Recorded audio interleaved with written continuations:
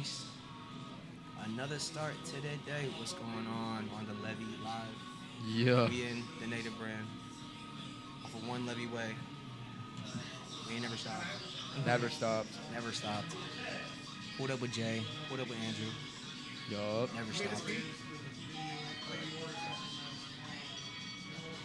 made this beat for real? Was it? I thought it was a BandLab beat. BandLab or mixed by me? I thought it was a BandLab beat. Yeah, it's gonna go down to probably 4 a year, maybe Like use so many artifacts. different ones. Either I made this or Miguel 2 made to this. 4 a year Or it's a band beyond the beat. stage. I thought it was a live, and band everything beat. else It would could be be. just Either different way, I paid for entities, it. whether it's the on tour, what we go other places. I got the with copyrights the too, schools, so. just other options. Actually, you know what? You and I need to just get I'm together. trying to remember if that's a BandLab beat or not. It's just so We need to repetitive. sit down, chat. Should I show Yeah, I him? have a lot more. It's stuff that's not necessarily conveyed, but I'm already in that space. You know? Yeah, I'd rather Make sure I got the talk to newest you and I version, man. offline and get everything filled out. That's cool. Yeah, that's fine. Yeah, I know he's trying to get it. I know. He will. He's got the job. Yeah, he's got the drive, but he's also like an hour from us. We can't really talk in person, but he's gonna be moving back soon. Hang around? He sold that card, so he should have money That's soon. definitely what that is. Yeah, so he can What do you actually think get a this means? car himself. Drive. Forgot to look at mine. Andrew, what do you think this means? Hey, Cooper Overton in the building. It means We that just got to see him a second ago. Hanging around. Are we on I Facebook? think it stands for We hanging are around. live, yes sir. What's that? They all have symbols inside of them. You're supposed to figure out the riddle. Oh, nice, dude. Yeah, This one, old I think it's Mickey's. hanging around. That's Mickey's Malt Liquor, bro. That's the shit. All right, let's do this. I went ahead and gave everybody a preview, so they're getting to see what we're doing right now. So we'll just Oh, this is a tattoo shop I just went to today. we'll start it live like we're going Where's live that right music now. coming from? Can we pause the music? I have logos and stuff. I just ain't printing. Hey, I whose probably should. whose music is that? Can we Oh, it's up pause? here. It's up here. Can we pause it? I gotta pause that. We just started the podcast. My bad. It's unreleased. I can't have that out. Oh, now everyone's heard it. No. All right, They gonna copyright me. here we go. Hey, Here we bro. go. Take it. They hear you. Appreciate everybody checking in. Gotta protect the craft out here. Gotta protect. All right, let's do this. Yes, sir. Hey, what's going on, everybody? It's your boy Jay Banks. I'm back in the saddle Tuesday. Bro, I am loving podcasting so much that I was telling you the other day, like, I really want to get here at 8 a.m. on, like, a Monday and just do, like a coffee podcast where we're just grabbing coffee and cookies from Little Spoon and just shooting the shit, bro. I like being able to tap into the community like this because we're able to talk to people. We're able to get outside opinions and perspectives, on stuff that we do daily. So, it's always stuff that's on my mind, man. When we make something or design something or come out with something, if people like it or, just the day-to-day on what's going on, man, like that E1 Atlas, bro. Like, Crazy. we're gonna have to talk about that a little bit later on, but what's cracking, bro? Bro, I am feeling great, man. It's we've got a photo shoot happening at Native right now. Got the entire Beyond the Stage crew here, bro. Yeah, man. Outside of John G, shout out to John G. He's out doing his thing. But the rest of the squad's here. Team, we out here doing photos, doing some video of the store inside the lab, and just inside Native overall. And we got a dope model. He's killing the game over there. TK, T Kelly. He's killing it, man. We're gonna try to get him He's got on a great in a look. minute, Yeah, right? we're gonna get him on here a little bit. But Devin, what's going on, bro? Man, that was what was the band that he was in? Oh, OKT9, what's up? Andrew. So Devin, like, we still play your podcast in here out. daily, bro. You were on TV yesterday with was it Mila? What was her name? Raya? No, the blonde chick that's getting married. Oh, Shameless Reckless? Yeah. Mira. Yeah, I was close. Yeah, but that's Devin right there, bro. We gotta Devin. Yeah, we gotta link back up, man. We gotta talk. We gotta see Instagram. Yeah, for Yo, sure. I will find your. It was Safety Net. Then Safety Net. That's Lapsus right. now. I'm working on a whole new project. Yeah, bro. You're not on my timeline, but I'm about to follow you on there and get everything locked in because I got to see what you're doing, bro. Yes. I'll find you. Bro. But yeah, I'm excited to see what happens. Are you guys in Indy still, or are you in Cincy? What's going on? Where are you located? He was in Indy, Indy, right? right? Yeah. Yeah. Sammy checking in. What's going on, Sammy? Mike Moore checking in. Oh, got the Man, got the everyone's old school checking in, crews yeah. coming. I love it. Oh. Instagram. Okay, T. All right, bro. Hey, I like that longboard. So you many got. people from the podcast. Let's peep this long shot real quick. How's this looking? Yup. It looks good from this wide shot, but it doesn't do too well on IG for sure. All right, man. Well, let's get across the table. Let's introduce the guest today. Our guest has been with the Native brand for a long time. This is one of my favorite stories about the Native brand was the day that we got the keys to the outside store. We were a 4-week pop-up shop here at the Levee in 2019. My goal was to blow them out of the water, just make it where they didn't want you to leave, and that's what happened. So they gave us a store outside. The day I got the key, Sean and a couple of other guys. Jose was here. Yeah, Jose's got a kid now, bro. Yeah, he's got. Yeah, Time that's flies, crazy, man. He's younger than me. Yeah, That's crazy. he loves love. Oh yeah, He does. loves I love, can bro. tell. That's for sure. Yeah. But they were like, when you plan on moving over to the new store? I was like, I don't know, man. Maybe like 2 weeks. And Sean was like, no, bro, we're doing this today. Yeah. Like, you got the crew, let's get it done today. And it was like within 3 hours, like everything was moved over. Everything We was broke like one that's- fishbowl. One fish. Fishbowl. We broke that fishbowl with That's the it. wristbands. Yeah.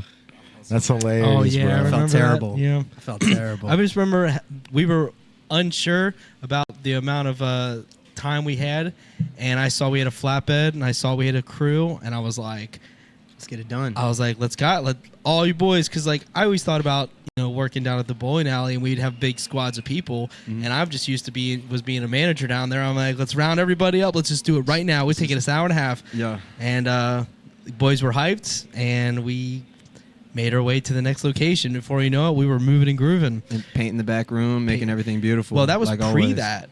Yeah. Keep in mind, like when we first got into that space, the pandemic hadn't actually been. We didn't even know about it. full- Yeah, we we were full prepared force, for a yeah. different opening of the store when the pandemic hit. March, that mid-March, March 17th. March bro. 17th. And at that point, it was like, all right, now it's time to figure it out. And then when, the lab was put into play, and then we painted, and then people started really seeing us from a different perspective, I guess. Because, like at that first area, it's like, oh, they're just popping up on the levee. What's going to happen? It's like another clothing brand at that point. But when that 7-Up machine came in, I'll tell you what. Every time I talked about that, people were like, "What? There's a 7-Up machine opens. There's a room back there. Yeah, we can bro. go in there." Right. And then people, that's what The brought middle so one. many people in, was talking about how y'all supported my skateboarding, and I was going hard with all that, and I was just trying to find like, an outlet to feel like I was working towards something or for something to where it seemed meaningful, and that push of like, hey, let's give you this shirt to go take these stickers, go out to this park and represent the brand, and that brought so many people into this cool look that we have out here. Can I have you And it's- back up a little bit, and I'm going to fix that microphone. A lot of it has to do with you, bro. You know what I mean? Like a lot of the stuff that, we were, I was a skater, but I was a skater in Chicago, so I was never a part of this community out here, man. So, when you guys come in and you guys fuck with the brand like you do, it's like, of course, I'm gonna ride or die with these guys. You know what I mean? Because this is I built this place for misfits, bro. You know what I mean? I built it for skaters. I built it for people that felt lost and, that want to come in here and sit down and just shoot the shit. Yeah, it felt like they didn't have like that community to just set into. Right. You can just be yourself here. Yeah, and we get that more than often, man. More than not, bro. People come in and just they tell us all their problems, man. They sit right there in front of that register and they just start talking, bro. That's the beauty of being a good person, bro. Yeah. That's the beauty. People are willing to talk to you about what's going on because they understand that maybe this is a safe space. Right, for sure. And that's what we try to be, man. We try to be that place for the kids where they can come in and just be themselves. You know what I mean? Not be a dickhead, because that's that's not what we're about. Yeah, but no. trying to teach everybody the next step and like what you want to be when you grow up. You know what I mean? And like give people the recipe to Coca-Cola. It's like I've been in the game a long time, man. And there was one guy that I looked up to in the clothing industry. And I've always like when I saw him doing the things, I was like, that's what I want to do. That's where I want to be. Yeah. And he was always such a dick to me, dude. Like always such a dick. Like didn't, you know, at first he was cool because I didn't know what I was doing. But once I started knowing what I was doing, then all of a sudden he started hating me. Yeah. And it's like, okay, that's cool. Like I understand, you know what I mean? But like, what's that going to do? Like that, all that's going to do is fuel me to be better than you. Yeah. You know what I mean? And now I'm here and his clothing line is no more. And it's just one of those things where it's like, you know, and I'm not the gatekeeper for these kids. You know what I mean? Like if somebody comes in and they go, I want to start a clothing line, like I give them the recipe right there. Yeah. You know what I mean? And it's up to them to how they want to cook it. But you know, at the end of the day, if one of these young cats gets better than me at designing stuff or creating clothes, then you know, then I just have to get better at what I do. So I'm in the lab. I'm trapped in the lab, bro. You know what I mean? I'm in there every day creating new designs, and people are like, quote unquote, like stealing my markers. You know what I mean? Like my DTG printer, it used to print 16 million colors. Now it prints probably 7. Yeah. You know what I mean? Like remember. I've had thousands of ink pens taken away, but we're still out here designing Every day. We're just learning how to work with what we have. It's literally just pivoting. At the end of the day, when you're in motion, even Little flex in the building. You're in motion, even the biggest of hiccups turn into pivots where you're like, all right, well, I have a huge component that just messed up my flow. Now I got to flow my water a different direction. You know what I mean? Like the water is flowing at the end of the day. It may not be flowing at full capacity. Hey, later, bro. See you, buddy. I think letting people into the lab is like a big metaphor for like allowing people to open up, because not only are they able to come in and open up about however they're feeling, but you open up on how you make all this and how you got to the point that you're at today. And I think what goes around comes around really like goes with that too, because you being like a good person to the next generation of people, like not putting people down like that guy did to you, only has boosted this whole community and let all these misfits come in, and everything that we have today is just because of the goodwill that you've showed these people. For sure, man. And that was another thing where the 8 a.m. coffee, like the podcasting in the morning, like I was thinking about just going and printing or making the metal signs and just showing everybody how I do it. You know what I mean? Because it's you know, there's definitely ways of creating your own brand without spending 10 grand. You know, there's ways of doing it with just making one mock shirt, you know, if you're good at Adobe Illustrator. But then there's other printers you can buy that you can just like buy brand new, don't put the regular ink in, go buy sublimation ink, put it in, and now you got a sublimation printer. You know what I mean? You just have to do your due diligence of YouTubing it and looking to see which one works, which one doesn't, and then go from there. Because you can, instead of buying a $2,000 or $3,000 sublimation machine that prints 11 by 17, you can spend $300 and get a 13 by 19, which prints a lot bigger, and it's just it's a beautiful photo, bro. You know, and that's that's what we're working with here. So you can either YouTube it or you can come in here and ask me what the printer is, and I'll give you the recipe, man. Yeah, that's good that you don't just like hide that sauce, because you know we're always getting better at this stuff anyway. Like with Sean and I with the music, and you with the streetwear, it's always like improving. So even if you are giving out whatever you know, these people are, they're taking that, they're learning from that too. But you're already on the next level, and it's like it's not like a competition at the end of the day, but it is like a constant improvement thing. And by helping everyone improve, you also improve yourself, because like teaching people is also teaching yourself. When you learn like the mistakes that they make with certain things, you can be like, oh, now I'm not going to make that mistake, and you learn from teaching. Yeah, bro.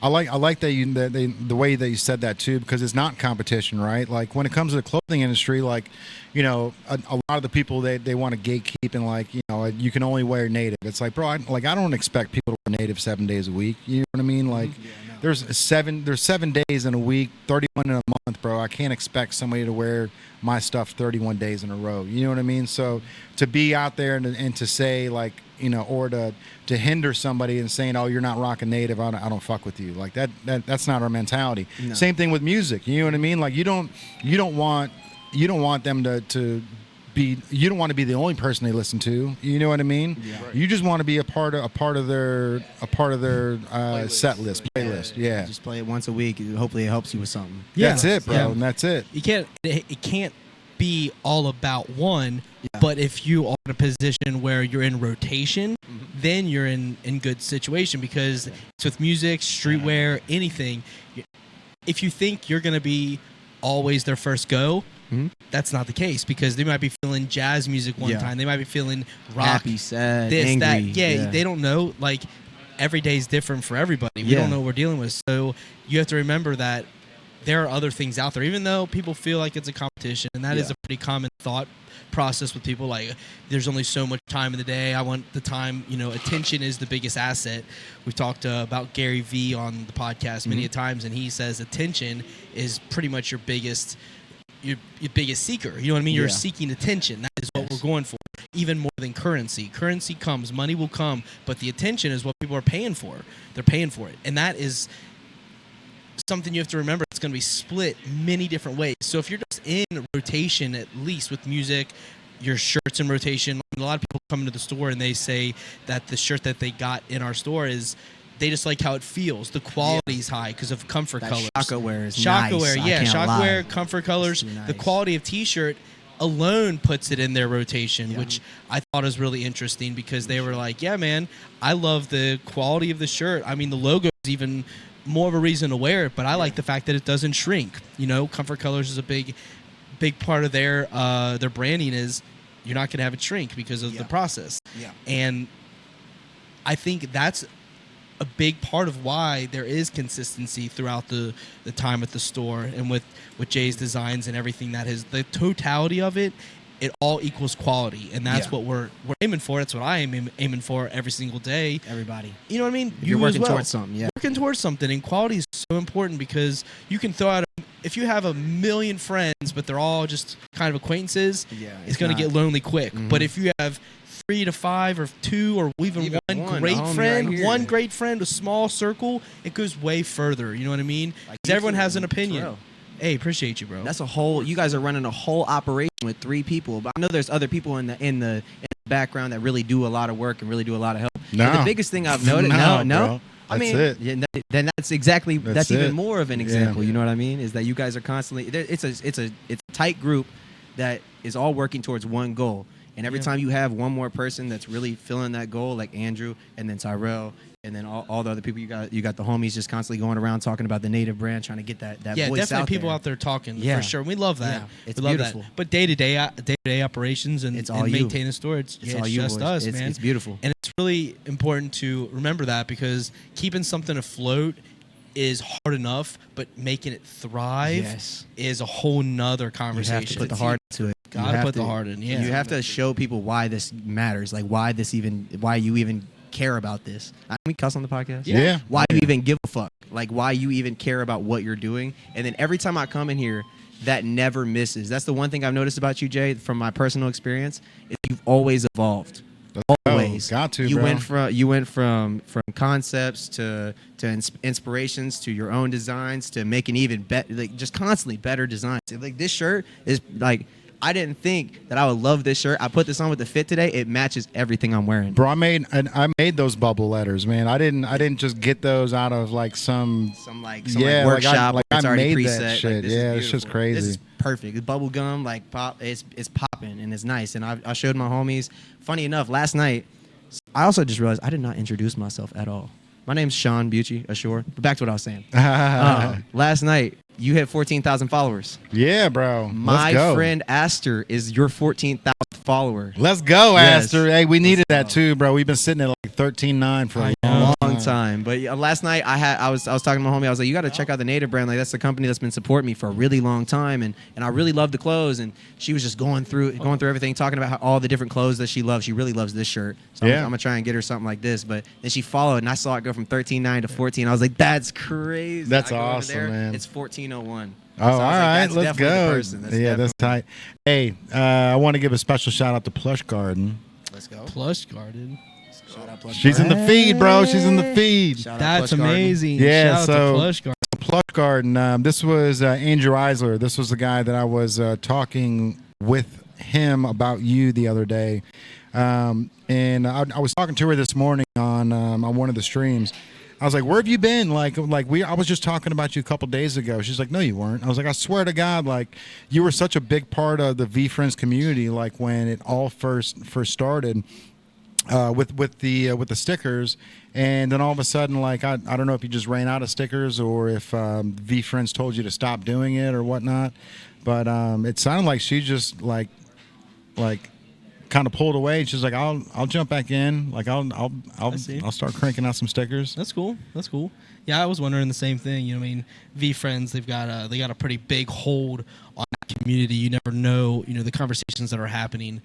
Because I know, like, if you make a comment on Whatnot that you're selling off the app, it can get you banned. You know what I mean? Like, so people try to really avoid certain, things in the text or in their conversation about selling stuff off the app. Just was in the middle of a movie and had some family stuff going on. Yeah, that makes sense. Yeah, for sure. It's life. Plus the fact that Whatnot, like you've got to like commission yourself from that app every once in a while, because that thing will get addicting where like you're like, it's only $7, it's only $8. Yep. But then you do that twice a day for a week, you're like, bro, what is going on with my bank account? Yeah. You know what I mean? In the meantime, you're getting these cards in the mail that like don't satisfy you like they used to. $7. Yeah. You guys got to get me hip to the V Friends stuff. I follow Gary V, and I listen to a lot of his motivational quotes, and they definitely help me a lot through like if I have mornings where I'm just like trying to work out and I don't want to like push it. He's like, you just gotta do it. Like you just gotta make sure that what you're doing, you're actually following through with. And he speaks on a lot of different things: business, life, emotions. All He's that the best, bro. He's the best. When we got a chance to meet him, that's crazy. Like I've met a lot of people, bro. I've met Bo Jackson. I've met fucking BB King. Like I've met like some of the greatest fucking people on the planet. Greats of the greats. But like meeting Gary V, there was something about him that stood amongst everybody else. Like when you meet him, like you're in his bubble. Like, you know what I mean? Like no one else around exists, and he tethers to you, bro. Yeah. Like he just takes his hand, sticks it in your chest, and holds on to your heart while you guys are talking, and like locks in with his eyes and hears everything. You know what I mean? Yeah. Like he doesn't just listen, he hears Every word. Yeah, bro. And it's never this like bullshit response. Like wherever his brain's going, it's downloading it and it's computing it, and then he's putting out real facts back. And it's crazy to see in real time. It was insane. I was shook when he even like he knew that I really didn't have a question. And he knew without saying anything. I've got such a good question for him. I've got the best question on the fucking planet, bro. The best question. Are you gonna save it for him? Or, You gotta save it. but it's a thing. If it's that good, if it's like that, you gotta save Don't let it. someone steal your question. Yeah, Right, Because for somebody sure. else might hear this and be like, Because like maybe I'm seeing Gary V tomorrow. right at the Here, time. let me. Should I mute this real quick and then say it? Sure. All right.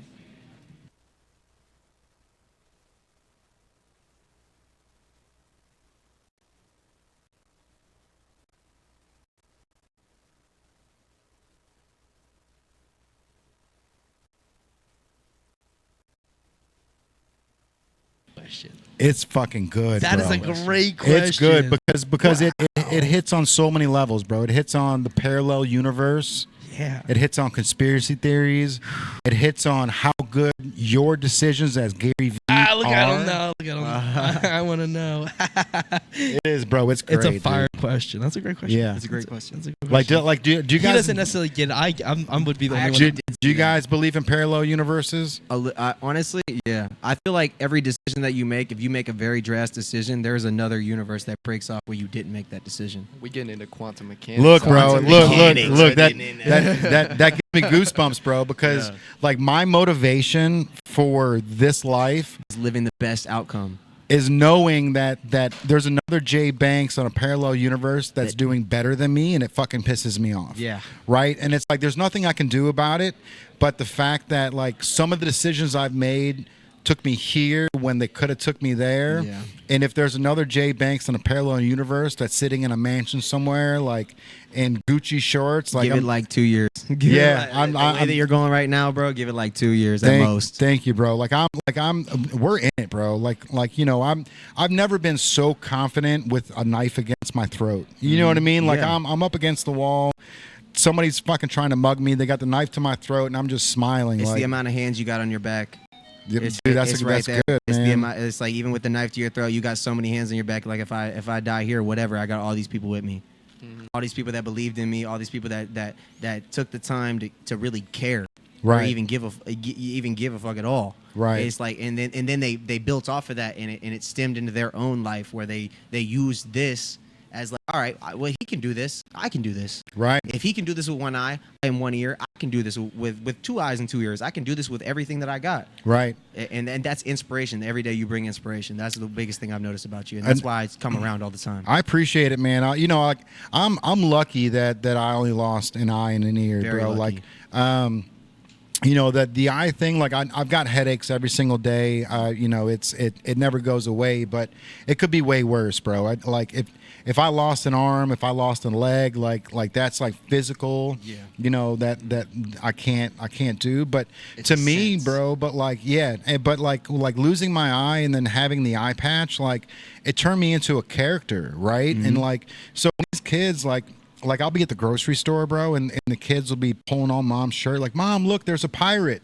And mom's like, shh, like trying to bat the kid down. And I'm like, you know, I usually carry these little notes in my pocket. It's like a treasure map. It's like an old burnt like treasure map that's all cut out in little squares, and it says, I am a pirate, but don't tell anyone. And on the back side, it's a treasure map. And in the treasure map, there's little hidden codes. And if you can find the code, then you hop on the website and you get free stickers. That's cool. Right? That's really But like I the reason why I did that was because like I didn't want that embarrassing moment for the parents, because kid. it's not embarrassing for me, because like being a person with an eye patch, like as a kid, bro, like that's the only person that those are pirates. That's what it is. A person with an eye patch is a pirate. So when I can't get mad at a little kid for thinking that I'm a character that is told to all kids. You know what I mean? So instead I was like, I'll embrace it, bro. I'll embrace it, and I'll become that character. I'll become the pirate for the kids, and I'll become the mad scientist for the people that know what I'm really doing. And it ends up working out, bro, because I used to get mad at when people would stare at my eye or stare at my ear, like, because I felt like they weren't paying attention to me. You know what I mean? But like once I got out of that, like, bro, just like get out of your own fucking head, man. Like just be you. Like they're looking at it because it's something they haven't seen They before. don't see every day. Right. So like just let them look, and that's fine. And it was one of those things, man, where it's like it's tough to look at yourself in the mirror and not see the person that you were a year ago. You know what I mean? But at the same time, you can look at that person in the mirror and say, look, I'm evolving, and you know, even though I've got one eye, like this pirate patch is pretty fucking cool. You know what I mean? Like it's all about rocking it, bro. And I believe Cool as that fuck. even if you did lose a leg, you would have got a peg leg and went on the stage. I'm in Running for it, around bro. with Yeah. full speed. Like, I'm serious, man. If your I spirit right yeah, there. That's yeah, I'm your gonna spirit. play it to a T for sure, bro. So let me ask you about this music, man. So I was gonna say I might you give a know, little shout out. yeah, because this is something, you know, you've been in the music industry for a while. You've been tapping into, you know, you're doing acoustic stuff. Yeah, everything. At first, Everything. and now you're getting more into like the digital side, where you're creating your own beats, and you're starting to like home in on like your trials and tribulations of your life, which is Yeah. crazy. And for everybody that doesn't know, your mom passed away this week, which I cried, bro. You know what I mean? Like it's Me too. I can't lie. yeah, Days. no, for sure. I But mean, you know, she's always been like you're not you've always been her number one fan. Never had a dad. Not the other way around. It's not Yeah. like, I'm sure mom's your number one fan, but you've Absolutely. always been like mom's number one. Yes. Mom comes before the girlfriends. Mom comes before dropped a job that was paying me $28 an hour to do basically fuck all. Dropped the girl that I was with for 5 years, my high school sweetheart. I basically changed my whole life around so that I could be the full-time caregiver for my mom, and she deserved every bit of that. I never had no dad. I never had none of that. Those masculine men in my life. So she was my mom and my dad. So she toughened me up. When I was playing football, I'd go outside in full pads and she'd be like, "Run at me, try me." And I'd run at her and she'd throw me to the ground. Try it again. Throw me to the ground. Try awesome, it again. dude. Until I ran through my mom, she wouldn't let me stop. Yeah. And that was like, that right there set the tone for my life. It set the tone for, just because you failed once doesn't mean you can't try it again. Just because you failed twice doesn't mean you can't try it again. No matter how many times you fail, you are going to win at some point because you keep trying. And if you really want it, you will get it. And I learned that throughout my entire life. So when I first started dropping the music, that first album I dropped 13,000 views on a song that I didn't even think people were going to relate to. Right. It's called Who Am I? And if you guys go out there right now, Who Am I by Ashore, Ashore, that's me on Instagram, Ashore_official and everything. And then my buddy Low Key over here, I just got started working with him about 2 years ago. Yeah, so we met at the skate park. Yeah. And I had been playing bass and guitar for a little bit. Like crazy. So I had a little bit of musical knowledge, and I had written some songs, and I've been writing poetry since I was like 6 years old. So I was always like trying to rap everything in school. Kids would make fun of me because I would use my hands while I was rapping and shit like that.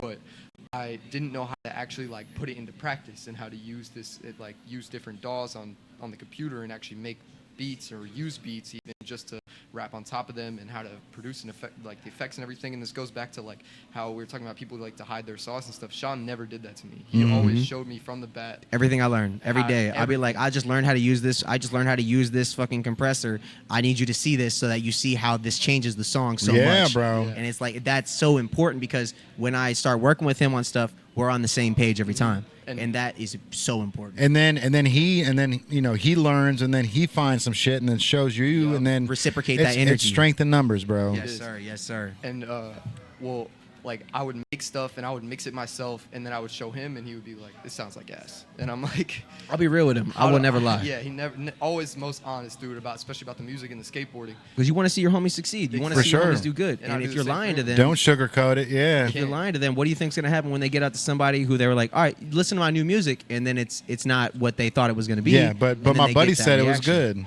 good. It's like, my buddy said it was fine. Yeah. It's like, and then I'm a liar, and then Right. I'm the guy who's cheating him of his success because I know that he can do better. Right. And then he does, and then I'm like, bro, this is actually fire. Like, you actually do good. He just made a song called Jump, and that song is probably one of the most hype, best songs I've heard him make in a very long time. All right. Like that song, I'm really excited to perform that song live because I do background vocals on that one, but he's main vocals. Dope. And it's so good, Going on man. the album that I'm releasing It's got that later energy. this month. My artist name is Low Key, LOWKI. You can check it out on everything. My Instagram Low Key artist. Yep, Low Key. Artist. It's not artist on Spotify. It's not artist on No, Spotify. it's just- on it's Spotify, it's just Low Low Key. Ki, and then on Instagram it's Low Ki Skating, but it's an 8 SK8ING. Yes, So sir. I also post my skate clips on there. Yes, so sir. we got like promo on the Instagram. I've been working on doing like same thing on TikTok, same everything, same thing on YouTube. Just putting everything out there. But I'm looking to drop the album later this month. I'm thinking late August 20. You'll have to see, but I'm gonna post some more promo about it, and it's gonna come out later this month. I'm hyped. It's called One More Time. All right, let's go, Yeah. bro. And so the music you're working on right now, Sean, what's the new song that you're dropping? When I actually did just drop a song called Juxtapose. It's probably one of my most which is my favorite word in English dictionary, by the way. It's pretty good because just to compare things face value, and I really did that in the song. I will say I took more of like in the Picasso song, in the building. Let's go. It's funny, man. Like a lot of these people that are checking in on IG now, they're all V friends. They're all people that I've met through like the Whatnot channel that are just like tapped into the Gary V community, which is cool to see that it's filtering over into Instagram, bro, for sure. That tight. That's beautiful. I like that. That's Yeah. good to have communities like that because communities like that stem into every other branch of like the internet. because one person on here might be like, oh well, I'm connected with this big streamer, and this streamer is like, all right, well, I like this brand, let me wear their brand on my stream. Right. And it just flows and flows, and you have that brand that you definitely dedicate a lot of time to different area codes and different people and respect in different places where people are native from. Yeah, and bro. That's the beauty in this whole brand is no matter where you're from, you can still feel connected to this brand. That's the sneaky part about Native that no one knows, right? So, we legally own the trademark to the word Native and trademark to all area codes and apparel. Fuck the deodorant. Right? It's I was out before they were. I'm just Literally, saying, for real, bro. no. I'm just saying, like we've been out for a minute.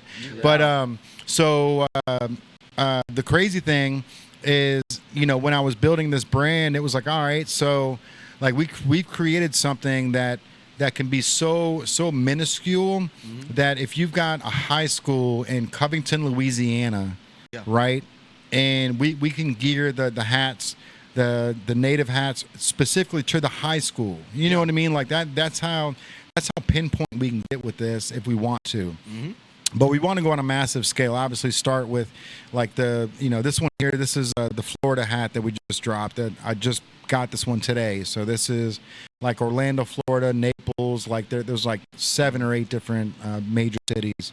But this one here, I created with Ryan Cabrera. He's I saw you post that. yeah, he's an old friend of mine. He's like from the MTV days. He's married to Alexa Bliss, the chick from the WWE. So they were in the store a couple months ago, but we're gonna ship him out some of these hats for him and Alexa. Beautiful. We should do a collab where we got the moon on the side. Moon on the side? I have a tattoo. I have a tattoo behind my ear. Oh yeah, for sure, bro. The first song I ever released is called The Interlude. It was a fun. This is a good story. I think you might like this one. Back when I was in college, I recorded it in the music hall inside of University of the Cumberlands. I used like their instruments in their music hall to record the beat, and then I just basically I made the whole song, and I was going to turn it into like an actual like sing along kind of song.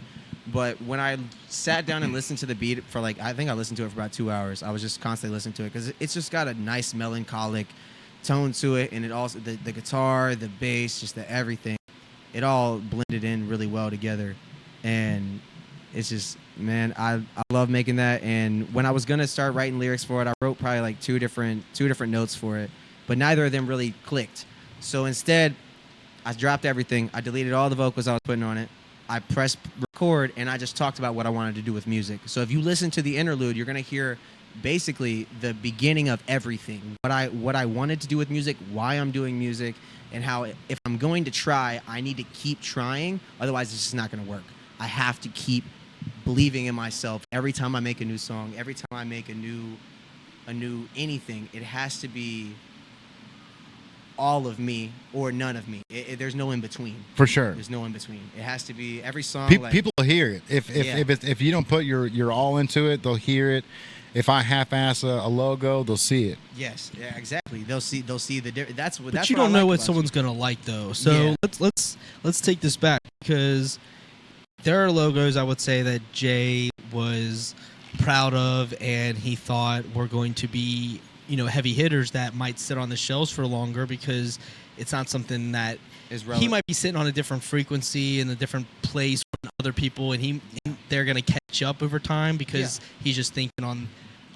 Yeah, we've got 6 different versions over there right now that are just sitting there. Yeah, but then there's designs that are pretty on the like, hey, what's up? Let's go.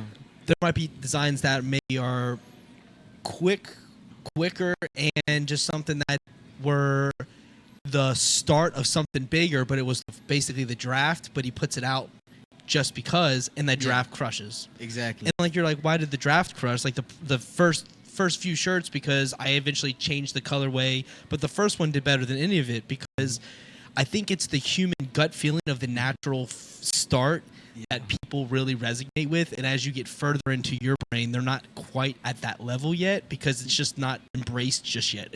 Embracing things is something that humans don't always do. Humans take a little time for change. Change isn't something humans are necessarily open to. Some people are, but really major change, general average human doesn't want it to Don't wanna happen. You deal with like that. routine. You want it to look how you're consistently able to. You want a consistent thing in your life. She wants some toys. So She let's wants some say- V-Friends toys. Yeah, she does. Gotta get Sees a this V-Friends card. gratitude gorilla. I think that at the end of the day, it's right there. Where? The gratitude gorilla, That's fire. That's or fire. the willful wizard, I or like the Wizard. genuine giraffe. Oh, you got them all out They're front. all That's there. fire. The baby was about to grab that. I'm Just gonna like finish that. Let me- I have an analogy. Let me see I the have two pelican. different analogies that kind of match to that. Like the whole idea of we were talking about like different designs that you'd work on. You never know which one's gonna be that heavy hitter. You never know which one's gonna like pick up. You know. And with music, you definitely know the biggest one that's kind of stuck on my mind was PowWow when he came up with that song. I don't want to go to sleep. I don't want to pass away. Oh, yeah. It's like what's it called? Yeah, it's got Be a Doobie on it. Coffee, I think. Coffee, or it's like Coffee for Your Head or something. Something like that. That song was out for almost a year before it even picked up.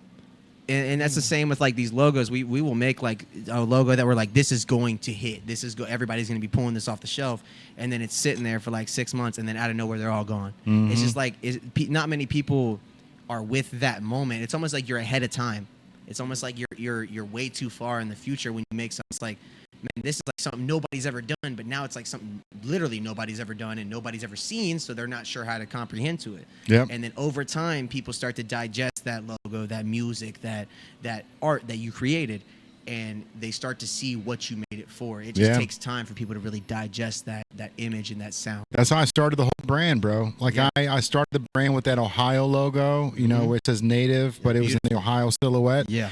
And I had people like Brad Humphreys. I was like, bro, I've got every T-shirt that you've made. Like, when are you gonna come out with more designs or more logos? Yeah. And I was like, just like pump the brakes for a minute, bro. Like, I'm trying to flood the market with This. the Ohio silhouette and then that box logo, so that people once they see the native, they're like, oh shit, that's from Cincinnati. Like, they know that. So like for a long time, like I had all these other logos and all these other designs I wanted to do, but I wanted to just keep slapping people in the face with the same logo until it became a household name, and then you start branching out and doing the other things. I have a So- random question after that. Yeah, but this is what I'm trying to do with the hats right now. So like the next move for Native is to launch the hat vending machines, right? So the concept of that is, you know, the hats, like, you don't need to be a fan of Native, or you don't need to know the stuff that me and Andrew are doing here at the store to want to buy this hat, or to buy a Kentucky hat, or to buy Overstock the these, Lakers 'cause hat. This goes nice. If you can switch that camera. This hat right here. Yeah, this hat, bro. This 859, this blue one. I've never worn hats ever in my life. This is my favorite hat right now. I just bought it. It's the Yeah, best. bro. I love this. I Back to what you're appreciate it, saying. man. But that's the things, like, these hats are so perfect that, you know, I believe that somebody can just walk past the vending machine and go, I want that, without knowing about Native, without going, you know, well, who's Native? It's just, I'm Native. I'm Native of Kentucky. You know what I mean? And Yeah. so once we grab them that way, then people start asking, where'd you get the hat? Oh, I got it from this place called Native. It was a vending machine. Do they have a website? Then they go on the website. Then they see all the other merch that we have, right? And that's the goal, is like to hook them with the hat, and then for them to become fans when they buy the T-shirts. Yeah. You know what I mean? And so I really think that's the next step, because you don't need to tell a story to sell the hat. We need to tell a story to sell the T-shirts. Yeah. You know what I mean? At least the mad scientist stuff. Sure. Yeah. But Yeah. when it comes to the hats, like, they're just billboards, bro. Yeah. Like, one size fits most. People wear them 5 days a week instead of one, and then put them in the dirty laundry. Like, there's so many like valuable assets to a hat that people don't realize. Do you know the hats weren't even like no there was no clothing brands that had hats until the 80s. Damn. What? You know the first brand to brand a hat? I'll guess. I'm gonna give two guesses: Carhartt or Dickies. Stussy. Stussy. Wow. Stussy That's a was- designer brand. That was a skater brand from the 80s, right? Yeah. It started as a surfer brand, but before that, hat industry was specifically meant for the major leagues or NFL or the sports Military. teams. That's it. Like you weren't able to buy hats at the mall unless it was a Chicago Bulls hat. or something like that. You know what I mean? I can't do that. I forgot. So Stussy came out and they started to create their own hats. So like this industry isn't even that old, bro. Like No, the it's hat not. industry, it's crazy to think that. Like you think that the hats have been around since the champion hoodies in the 60s. Like nope, not even then. No. That's So crazy. yeah. I do have 2 questions for you. Let me hear I it. got pretty good ones. Native logo, the box logo. I've always been intrigued in this. I know you have that patent in red, but have you done other colors with that native box logo? I think I've seen some where you've hollowed it out like white, where it's just white and it's just got the box in white and then it's got the native inside. I've seen stuff like that where you did it with the hats and the beanies and stuff. You changed that color, but stickers. Like how you have that red sticker. What if you did like a purple, a blue, a orange, a yellow, like just giving it different colors so people can, and I mean even different communities could branch all the colors together and make their own like little native flag, you know what I mean, with all their different colors and stuff. In time, bro. In time. Yeah. So that's another goal. So like, you know, to make a purple native shirt, Yeah. you know, that it wouldn't sell real well here in the store, I think a native hat would. but online, you know what I mean? If we're pushing it to like the Minnesota Vikings era, you know, like those type of things. I think once we go online, which we had Google here earlier today.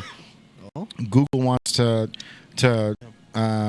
3D map the store. So if you hop on Understood. Google, you can literally walk through the store. That's cool. And then they're going to help us with all the SEO and everything online. So I've post that 100 times in a row. That's insane. yeah, bro. I mean, we're really looking at amping this up where this store can just be a fun house. You know what I mean? Like Yeah. all the money that we're making outside and on the internet is going to fulfill everything that we want to do here. Like we want to keep this store for a long time and just keep it as a flagship store. Yeah. For the online. You know what I mean? I really think that the online is going to take off. But you know, we're going to push it hard in 2026, but within the next 3 months, we're gonna start focusing on trying to build that online presence. You Yo, know, my mom's it's in there, here. but it's there in mom. a small scale. Josh's mom, JoJo Manning, let's go. Hey, Mama's here. Mama's Chris in. Customs is in the building too. That's, Customs. that's Shout out another Chris guy Customs. from the V Friends community. Let's go. Yeah, bro, this community is getting big, man. And the other one I was gonna ask, the question I was gonna ask, is would you ever do like I think I've seen this where you do a all one color hat, like even like the new ones that you have, because I'd say the biggest thing that I love about these hats that I already noticed is the amount of detail, the attention to detail. The front of the hat, there's the eye on the right for the eye that he's missing. There's the mad scientist on the back. So you're not only shouting out native, but you're shouting out the mad scientist too. And then you're constantly repping where you're from. I love this. I love every bit of this. Show them the inside, hidden in plain sight, Oh, yeah, bro. hidden in plain sight. It's Yeah. fully all the way around. That 5 different directions it's shown. That's beautiful. Yeah, I love that. Yeah, they're crazy, bro. They do such a good job with these hats, man. More than worth the price. More than worth the price. I'll say that right now. And that's another thing, man. It's like, you know, do we sell the hats at 85 like represent? Do we sell the hats at 300 like Chrome Hearts, or do we just put them at 35 like you know, even Lids is like 40. You know what I mean? So I think you know, it's cheaper than that now. It's like 25. oh, Lids Yeah, is they have like good deal. They have like deals. So if you get 3 or something. oh, okay. Yeah. So it's like $20 for 3 Shit, of them. I'll give you a deal if you get 3. Yeah. Yeah, but you know, it's just one of those things where it's like you got to figure out where the value is, right? Like Chrome Hearts, Chrome Hearts has been around since the 80s, bro. Like they've been around a long time, and they've put in the work. They started as a jewelry company. Like the owners of Chrome Hearts, one guy was a jeweler, one guy was like a seamstress, and the other guy was a designer. I want to get into jewelry. I want to get into making jewelry. Be fire, bro. If I'd make a native chain, I'd do those. That would be insane. I mean, My that sister just put stainless this steel together native for me. chain. I mean, fuck with it, bro. Like, you know, all it is just melting metal down and then recreating it. Imagine native on the forehead of a Jason mask. I'm in, bro. I was recreating a Jason logo for Halloween. You need, yeah. 'Cause I want to- I'll buy every size. Here's what I want to do. I want to make a Halloween style shirt that has something to do with meat. Yeah. Right, whether it's a brain, whether it's something like that, but I want to put it on one of those white styrofoam plates and then saran wrap it and then sell them. So like they're all stacked up looking like little fucking packs of meat. Yeah. You know what I mean? And then the logo on it is, 1 pound of meat, price, fuck, whatever. Yeah. But that's the goal for Halloween, is to try to create something like that where it's just a limited run, limited drop that we're doing for Halloween only. But I got to figure out how to correlate it, bro. Because like I want to use Frisch's, I think, some sort Big of boy. yeah, like I did Big Boy last year. Yeah. But I want to be able to create some sort of like I said, some sort of meat style shirt that when you wear it, it's not. It doesn't look like meat, but it'll look like meat inside the package. Yeah. You know what I mean? So I've got to figure it out. I'm working on that. There's a company that sent me a package not too long ago. It's called Beef Trucks, and they do like everything like beef related. You know what I mean? It's like they have their biggest like thing is they brand this thing where it's like a truck, like an actual skateboarding truck. The things that the wheels connect to is it's just made of ground beef. It's cool as hell, but it's funny. And they've sent me. They have like air fresheners. They got all types of crazy stuff. But I was saying like if they're based out of Cali, but they branched over to Cincinnati because the skate scene around Cincinnati is insane. Mm-hmm. As low key as it is, the skate scene is insane. Yeah. The amount of there's a guy I know, Logan Ham. He's probably one of the most insane skateboarders I've ever met in my life, and that's including seeing Day One Song in person. Tony Hawk. I talked to Day One Song on the phone. Tony Hawk in person. Seeing Aaron Cairo, which used to be a monumental skateboarder. Now Scientology took that over, so that's gone. There's so many like monumental skateboarders I've seen in person, and like none of them compare to like the people that I've seen in Cincinnati that taught me how to skate. And then you'll see people come up to me and be like, dude, you're crazy. You're so good. Like, you're doing such a great job. Like, if you guys go to my Instagram, Ashore_official, you'll see all my skateboarding stuff. I swear I'm not being sycophantic. But no, you're dope, bro. Yeah. You're dope. We were actually we're gonna recreate the scene from the Devil's Backbone. Yes. From, Dude, okay, there's a Airborne. if you all right, it's already on this camera. There's a scar right here on my wrist that when I was like 12 or 13, I went down Devil's Backbone before they repaved the street. Yeah. And there was cracks all over the street. The street was so rigid you could barely even like walk up it without tripping on a pothole. Yeah, I it's went that old down gravel too. It wasn't that so smooth. bad. Yeah. It was so. I went down it on my skateboard halfway down. This is back when I wore a helmet and all types of stuff. Went down it. I got speed wobbles like I've never had before in my life. I wasn't even halfway down it. And I flipped forward. I did a full front flip. Oh, shit. Back of my head. I had the helmet on, but then because I hit the back of my head so hard and I was scraping, the helmet went to the side of my head. One of my shoes flew off into the woods that's off to the right down the hill. And I just went down for like 30 more yards, just rolling. just rolling Shit. on my back. And then my buddies had to like, I laid on my board in like a coffin, like I was in a coffin, and they pushed me all the way back to my house because I was like, my arm was scraped up, my elbow constantly still has this like this skin that's missing, the wrist has the skin that's missing. I'm better at hill bombing now, Yeah. but that was when I was like maybe three years into skateboarding. I mean, you know what's And crazy, I bro? sent You know it. how I many sent it. how many skaters just wish that they could even find the Devil's Backbone to even try it. You know what I mean? O'Fallon Street in Bellevue, Kentucky. Yeah. You go there, test your luck. 'Cause there's two hills. There's one really crazy hill. They just repaved it, so I can imagine you're getting crazy speed. Then you bottom out. Then there's another hill, and there's a bridge gap. Over the bridge. That's the crazy part. If I do it, I guarantee you I can ollie the whole bridge. If I can make it just down, just I'll like the ollie video, whole- yeah, just I'll ollie like the whole Airborne. bridge. I'll go over the whole bridge because it's not. It's about 10, 15 yards. Yeah. It's about 10, 15 yards of a bridge, and then you're onto the other side. Mm-hmm. So at Barry We're going right over a railroad track. literally That's right. dope. The problem So, is if you yeah. don't pop early, there's like where the bridge is. There's like a metal lip Yeah, where the that gap connects is, them, where yeah. it flats. If you hit that, you're cooked. Yeah. You're gonna go flying with every bit of speed that you got. But if you pop early, you might have a chance of making it over. Might have a chance, but I was gonna say, is there anything that you've seen that you have done, you went through with it, but Mhm. was so intimidating that you almost didn't, or is that one of them? If you go to my Instagram, there's Okay. there's a clip of me skating a 12 stair, and nobody had ever skated it prior to that. I mean, every rail was clean, so I knew I was good to like touch. I filmed it. Yeah, he filmed it. It's at a spot. It's I think it's called Ovation. It's not even far from here. It's that Ovation. Ovation. Yeah, sorry. Megacorp Pavilion. The I Megacorp think, Pavilion. That's they right, might have literally changed right names over too. there. If you go to the top of it, there is a 12 stair with a steep rail.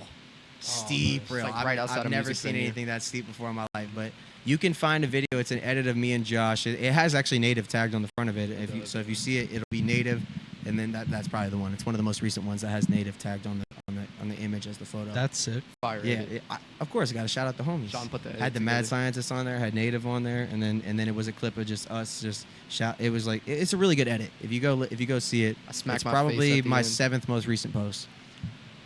I board slid down the 12 stair. That I thought I was gonna die. I won't lie, because the first I did it. It took me 3 tries. The first time, I had got on the rail, but I jumped to my feet and I barely missed my gooch. barely missed it. Barely missed. Can I hit that by chance? I barely missed it. And the second time, I had split my hand open, like right next to where your pinky connects to the rest of your hand on the shit. side. I had split that wide open. It like peeled back, and I was like, I can't be scared on this next one. So if you watch it, I board slid down the rail, but I tucked my knees together so that my feet would start to turn, and I didn't even turn my shoulders. I just turned my feet, and the board like last second like turned all the way. Sadly, I Eric Costin hand touched, but it's all right. It's all right. He I called it barely Eric touched Costin hand Yeah, touch. barely touched, but I definitely touched. And I want to go back and do a feeble down it. I want to go back and just do a trick down the 12 stair because I ollied an 11 in Covington not that long ago. So one more stair really ain't nothing.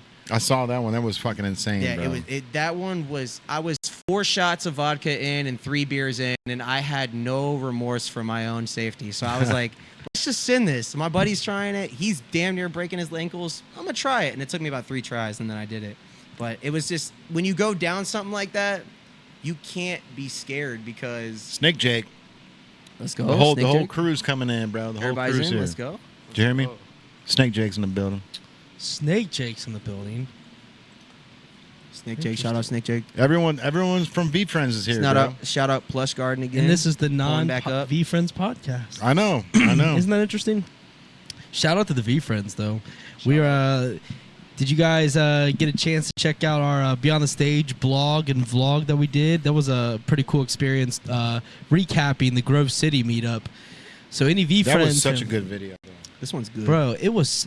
I'm so proud of our whole team. They were just in the store, just covering all sorts of getting some photo shoots, covering the store, getting some shots of the lab. Sean did some Did some tricks in the back. I did some a tricks in the bunch of tricks. I think you guys are gonna that really like floor. what we That floor's filmed. feeling some type of way. Okay, though. listen, Jay. If you need me to clean that floor, I will. I did some power slides back there. I should not have done. I will clean that floor. I Yeah, swear we're I gonna have will. to get that cleaned up. I swear I'll clean that floor. Swear to my mother, I will. I got you. I got you. But yeah, shout out to the V Friends community though. Like at the end of the day, V Friends is something that anyone can get behind because there's an aspect of it for everyone. There's Yeah. something, whether it's if you're a kid, there's cartoons. If you like storytelling, there's cartoons, comics, all sorts of dynamic in that aspect. But also if you like to collect things, rare collectibles, and you want to make a little bit of money, you can get the cards, the stickers, and you can resell the stuff at a pretty high rate if you're one of the lucky one of the lucky collectors out there. You know Like what I Jay. mean? Like Jay. You know what I mean? 25,000 on Bro. a card is monumental. Crazy. That Crazy. Michael Rubin Monumental. card, insane. But bro, when my first pack that we opened, I had one of the game. I have a Game On card, which is one of the a pretty heavily sought after card. Everyone's looking for the Game Ons because it's just a different type of card. It's thicker. It's like the holographic of the V Friends. And that No, started- it's like one of those that has like it's like the thickness of like 3 or 4 cards. It's pretty thick. So it's got some texture to it. and Yeah, it's got- it looks that's like an beautiful. old Game Boy game. So it's got like an actual screen on it. It's dope, bro. It's super dope. When you pulled that one, I like that would probably my like oh shit moment for like my V Friends, like being able to feel that in the pack, like very first day too, bro. Yeah, which it was is a good awesome. start, bro. It was a Yeah, good that was start, yeah. fire. Beautiful. It was super fire. It was. I mean, it was just the happenstance of the right place, right time. But I think it was perfect for what we needed at the right moment. It locked us in quick. Oh yeah, bro. It locked us in quick. I mean, we would have gotten if we would, we had what 3 boxes, I think. 3 boxes. Yeah. So chances of getting smoked were pretty good. Yeah. You know what I mean? But the fact that you pulled that that game on out of that fucking, what was it, first pack, bro? Like, First pack. yeah, and it was like, all right, I'm hooked. Yeah. I'm hooked. Give me Right. more. Let's give me more. And then you got a Black Cat manga.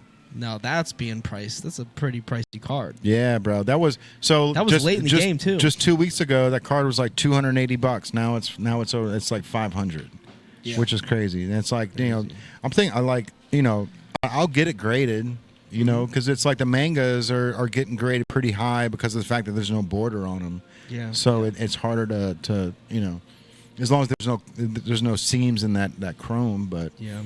So that Michael Rubin Superfractor autograph was pulled this week. Out of a blaster box, bro. Out of a blaster. Think about that. Like my Michael Rubin auto or non-auto Superfractor was pulled out of a blaster. The Michael Rubin auto was pulled out. So my card was a 1-of-1 Michael Rubin non-auto. And then the one that was pulled this week was the Michael Rubin 1-of-1 with the autograph. And the company that bought my card was Dave and Adams. They're the biggest card collectors in the world. Yeah. And they had a $50,000 bounty out on the auto version. When it was pulled, the guys contacted Dave and Adams, and they were like, we don't have a bounty for that. Like, we don't want that card. And so...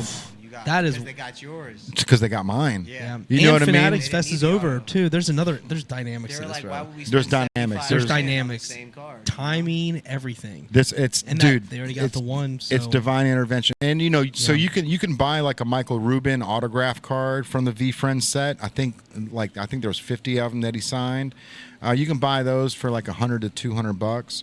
But that Superfractor it's just one of those things, man, where like me personally, I think his autograph kind of ruined it because it's just right. I saw it. I thought that was when I first saw it online, a different card. I thought it was just like a fake. Like they the internet just threw a fake one up because you know how they don't know what the card looks like yet, so they have to put like what they would imagine.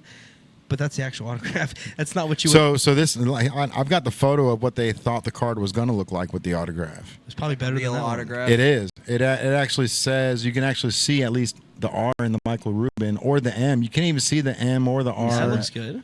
Or any of them. Can I see that? Yeah. So that's. I got pretty good vision, so you ain't gotta pull it too close. That's Yeah. what that's The M what and the R. that's what the vision of the card was, because this guy goes, they claim that they don't have a bounty, and I'm like, it's right here, bro. Like, it was number 5 on their bounty list. Damn. We'll pay $50,000, but now they're not going to pay. What it. does the real card look like? It's Is that the signature or is that the mock-up? no. Let me real show one you looks- the. We should have asked for 40,000. Yeah, honestly. I know, bro. I know. You know, I was like, I 40K. was going to ask for 29 grand just because of the fact that Okay. 1-on-1. I wanted $1,000 or 1,000% money back. You know what I mean? Like, I paid $29 for the spot. 29 grand seems like a perfect honey hole. Yeah, perfect. You should have. Here it is. It's a trash. What are autograph, everyone's bro. characters over there? My character is the Let's see that one. Decisive Duck. I love me some Decisive Duck plush. Yeah, Yeah, that's I'm a wizard. I'm a willful wizard guy, but I gotta be honest, man. Like, that's horrific. like him, Bro, the just- wizard not being a part of the Topps Chrome hurts my soul, right? But And- next time, This or kinda- the third. This kind of reminds well, me for of sure. like, 2 more years. So when he comes in next year or the third year, I'm gonna be super amped. Yeah. But you know who I've been gravitating a little bit more towards is the Worm, bro. Right back.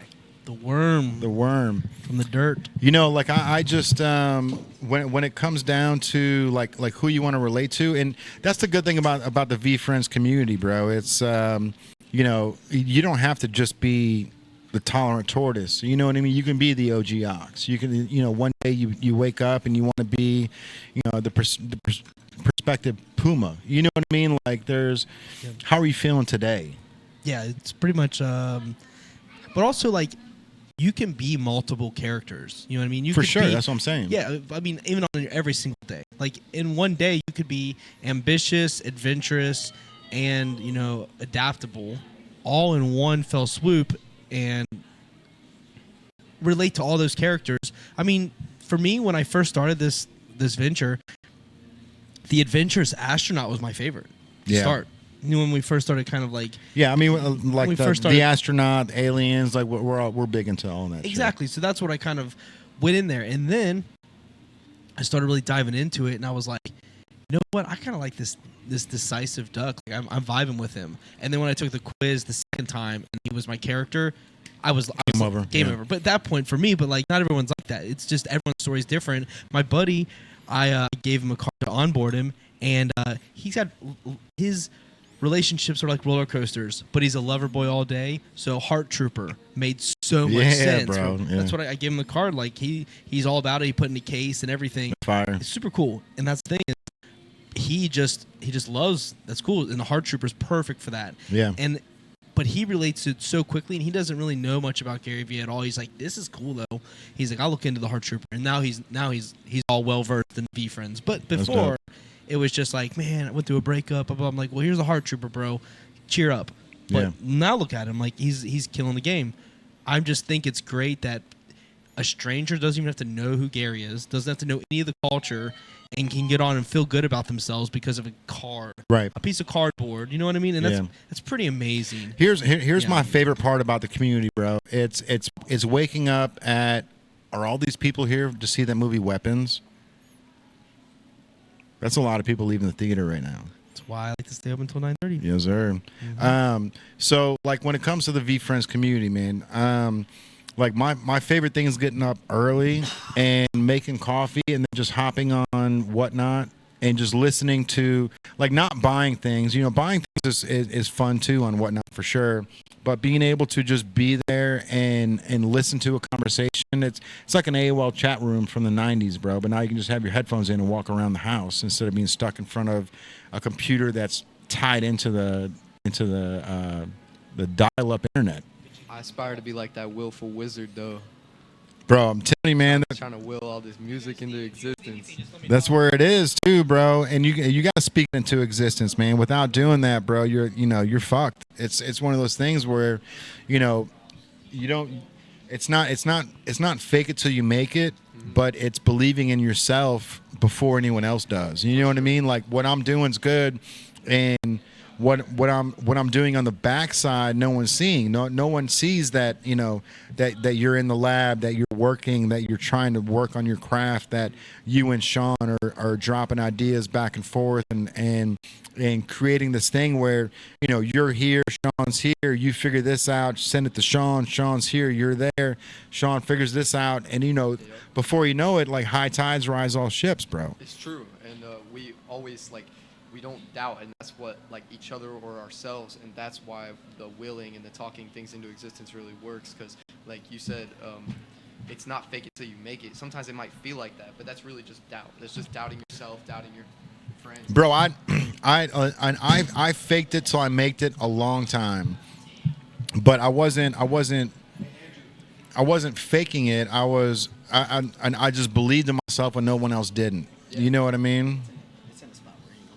And people will try to spring that doubt on you, and a lot of time, and it's probably because they doubt themselves. But we don't blame them for that or anything. But it's not a product of success. It doesn't add to the equation of willing all this stuff into existence. You have to really believe that it's going to happen, and put in the work. Speak to make it into fruition. Yeah, exactly. Bro. You have to keep talking about it like it's going to happen, because it will happen if you really want it to happen. And you constantly talk like, I'm gonna do this, and then you also walk that talk. Mm-hmm. You're gonna do a lot better than the people who are just in their head about it, going, maybe I should do this, maybe I should do that, I might do that. Just keep living it, speak it, breathe it, make it happen, make it like it's all you are. Not all you are, but pretty close, pretty damn close. We'll be talking about when we do this show, we're gonna do this thing or that thing. Obviously, every time. I'm not gonna. It's just envision it into your brain. Yeah, but we're always like, we're going to do this or that, and we're like, that's a dope idea, or like, maybe we could do it this way, but it's never like, oh, nah, we're not even worried about that right now. No, This is all part of the craft. It's a part of what we're putting together, and even if it's just one little idea of like something we could wear on stage or something that we could say on stage to make the crowd more hype, it's part of it. It's a big part of it. It could turn into into something great, especially when you have two minds looking at something. Like you guys have three minds looking at this brand. It's even better. Bro. We got Ryo. It's even better. We got three minds too. We got Rio Chicoy, my boy in Puerto Rico. Shout out Rio Chicoy on everything. Yeah, bro, he was dope, man. Yeah, that's my homie, bro. We met. Funny enough, we met on a LFG for Rainbow Six Siege, a video game. All right. And that game. That's how it happens too, bro. Yeah, that game requires a lot of communication, a lot of talking, and he was the only person that I didn't mind talking to about anything. And then after the fact, we kept talking to each other for about 6 years, six to 7 years, because I met him when I was like 16, and I'm 22 now, so yeah, 6 years. Yeah, roughly. Yeah. That's fire, bro. And bro, just like he was like, man, I'm flying out. I'm flying out to where you guys are. I'm gonna come chill with y'all. He stayed with me for a week. We constantly worked on music, constantly showing him everything around my place, showing him the city, because all he's known is an island. So right, it's crazy to he think went to that. Boston once. All right. For like a few days. Yeah. So he got to experience some of it. Yeah. But Kentucky, and I brought him out in Cincinnati and Kentucky and all that. He really enjoyed it, and then that was fun, and it really gave us a taste of what could be. Right. You know what I mean? And what should be, and what we will make happen. Yeah. It's just we have to consistently keep working on these songs, putting out this music, and not only that, promoting it like it has the meaning that we feel already that we put into the song. We have to put that same meaning into promotion, so that it makes sense for everybody that's listening to it. Because you're going to hear a song, people are like, man, my song's cool, my song's nice, I love the way it sounds, but what does it really mean to you, bro? What is it supposed to mean to me? Because if you're talking about getting hoes and getting money, okay, everybody's doing that. Yeah. So what are you doing differently? What are you doing that makes you special? Right. So like I'll write songs that are just that are so personal, but I write it in a way that anybody can relate to it. Yeah, for sure. So like the song I have, like paintings on the veranda, it's a song that's not released yet, and it will be released very soon. But it was like, paintings up on the veranda look like you and me, and we can do this on camera, but it's gonna cost a fee. I work with Rio on mixing, it comes from overseas, so you can't tell me our distance won't keep you close to me. Yeah, it's tight, bro. You know what's crazy, man? There was a video I saw the other day. It was John Lennon at his house, and there was a guy like disgruntled, bro, like came there to kill John Lennon, and John Lennon comes out on the porch of his own home, bro, and this guy's like, why'd you write that song about me? Oh, I saw that video. And John was like, what do you mean? He's like, you wrote that song about me. And he's like, I wrote that song about my life, and if it affects you, that's a good thing, right? Like if you relate to that song, it's a good. Like this guy came here to fucking murder him, bro. Literally, like, I saw that he had like a jacket long. He kind of looked like long Kurt Cobain. hair. Yeah, long like hair, and he was just confused. He was like, Yeah. why'd you write that about me? He's like, bro. Like I appreciate that you're like relating to the music, but this is just something that I fucking wrote in my room on the emotions I had at that moment. Literally. You know what I mean? And that's crazy to think that there's that many people that listen to music and relate to it. I mean that's the reason why music is here, because you want to relate to it. You want to, you want to cry because of the person that you miss. You want to hug the person that you love because of the music. But then when it comes down to the point where people are like, he wrote a song about me, it's like, that's a good fucking songwriter, bro. Yeah, literally. You know what I mean? Like if you got somebody coming to your door, coming to kill you because of the song you wrote, they feel like you're in their mind right now. You're writing in their mind. That's the craziest thing, bro. Yeah, that's honestly, in a way, that's what I'm looking for, but not really, because I'm not trying to have somebody pull up to my crib saying, right about me, I'm finna block your ass right now. Right. But what did John Lennon do? He fucking said to him. he goes, you hungry?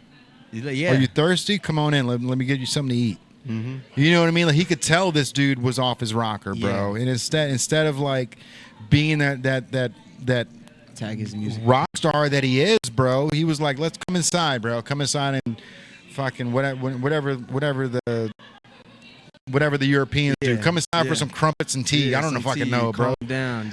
But it's like, that was crazy to see, man. And that's especially at that time and age, because that happened to the Beatles a lot, bro. Yeah.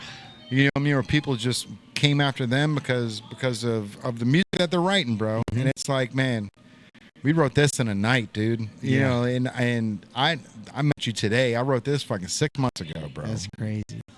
But it makes sense. That's how good songwriting is, man. If you can hit the strings of the heart of a stranger, then you're doing your job for sure. You know what I mean? I will say, like, when I posted one of my first few albums, I had posted a few different singles, and then I posted an album called Club 27 Part 1, and then I did a second part. So it was like 10 songs and then 17 songs. So it was a total of 27 songs. And both of those albums are still up right now. In one of the songs, I can't remember exactly which one. It might have even been a song I did called DNR. And I saw that somebody on TikTok had reposted it, like, and did like basically like kind of like how they did Musical.lys back in the day, but it was a sad song. So she was like looking sad in the video, and it was a younger girl. And I looked in the comment section. One of her friends like responded, like asking if she was okay, and she like was talking to them. And I just thought about like maybe that song, she was going through something, listened to the song, exposed those feelings out to people because she felt something through that song. And then now she's talking to her friends and getting better, and that made me feel a lot better just even thinking that, and that's really what happened. Yeah, she was like messaging me through DMs, and then later on she's still posting stuff, different songs and stuff, and that helps me carry through because I make music for the genuine fact of myself, because a lot of my music I genuinely write for myself because I never know how to listen to myself when something's going on. Right. Like, when my gut tells me something, I'm like, what's right or wrong, and I try to pick what's right even though if it's wrong for me. And when I write these songs, I'm constantly reminding myself of what I should have done. And now when I listen to my music, I change my whole personality and perspective because now I'm really listening to myself. Tapping into the heart, bro. Exactly. I'm tapping into the heart, the gut, what you should have listened to in the first place. Because it's like, this situation wasn't good. Like, you shouldn't have been in college getting drunk because then you wouldn't have gotten roofied. You shouldn't have been like, this is me. Like, you shouldn't have been in this group with these people because they treated you like crap and you thought they were good because they did music with you. But at the end of the day, they didn't really care. They left you in a parking lot hanging out your car, drunk as hell. Yeah. It's 6 a.m. You don't know where anybody's at. Everybody at the party's gone. And you're just half hanging out of a Scion TC trying to figure out what the fuck's going on. Crazy. And that's the life that I live. So when I started writing songs like DNR, when I started writing songs like the most recent one, doing like that, I really changed a lot of. Is this it? Yeah, that's it right there. Yes, sir. All right, cool. I really changed a lot of how I look at the music. You know, I kind of shut off my personality. I kind of shut off what people would consider their ego. I don't feel like I have an inflated ego, but everybody has one. Everybody has that. Oh, I'm that shit. I'm that guy. I'm him. You have to in order to keep your morale up. But sanity. Yeah, your sanity for sure. I won't lie. But it's when I'm making these newer songs, I really focus a lot on just writing from the heart, and I'm not sitting here going, well, maybe this person might like these words because this sounds cool and everybody else is saying it. No. Forget that. That's what Rick Rubin says, bro. Like, don't write songs for people. No, write them for yourself. And when I wrote them for myself, they got better. Let the people love it. Yes, sir. When I wrote them for myself, they got so much better. Like the next album, if you guys listen to this, you will love this. I promise you. There's no way. If you don't love it, whatever. But if you feel something, embrace it.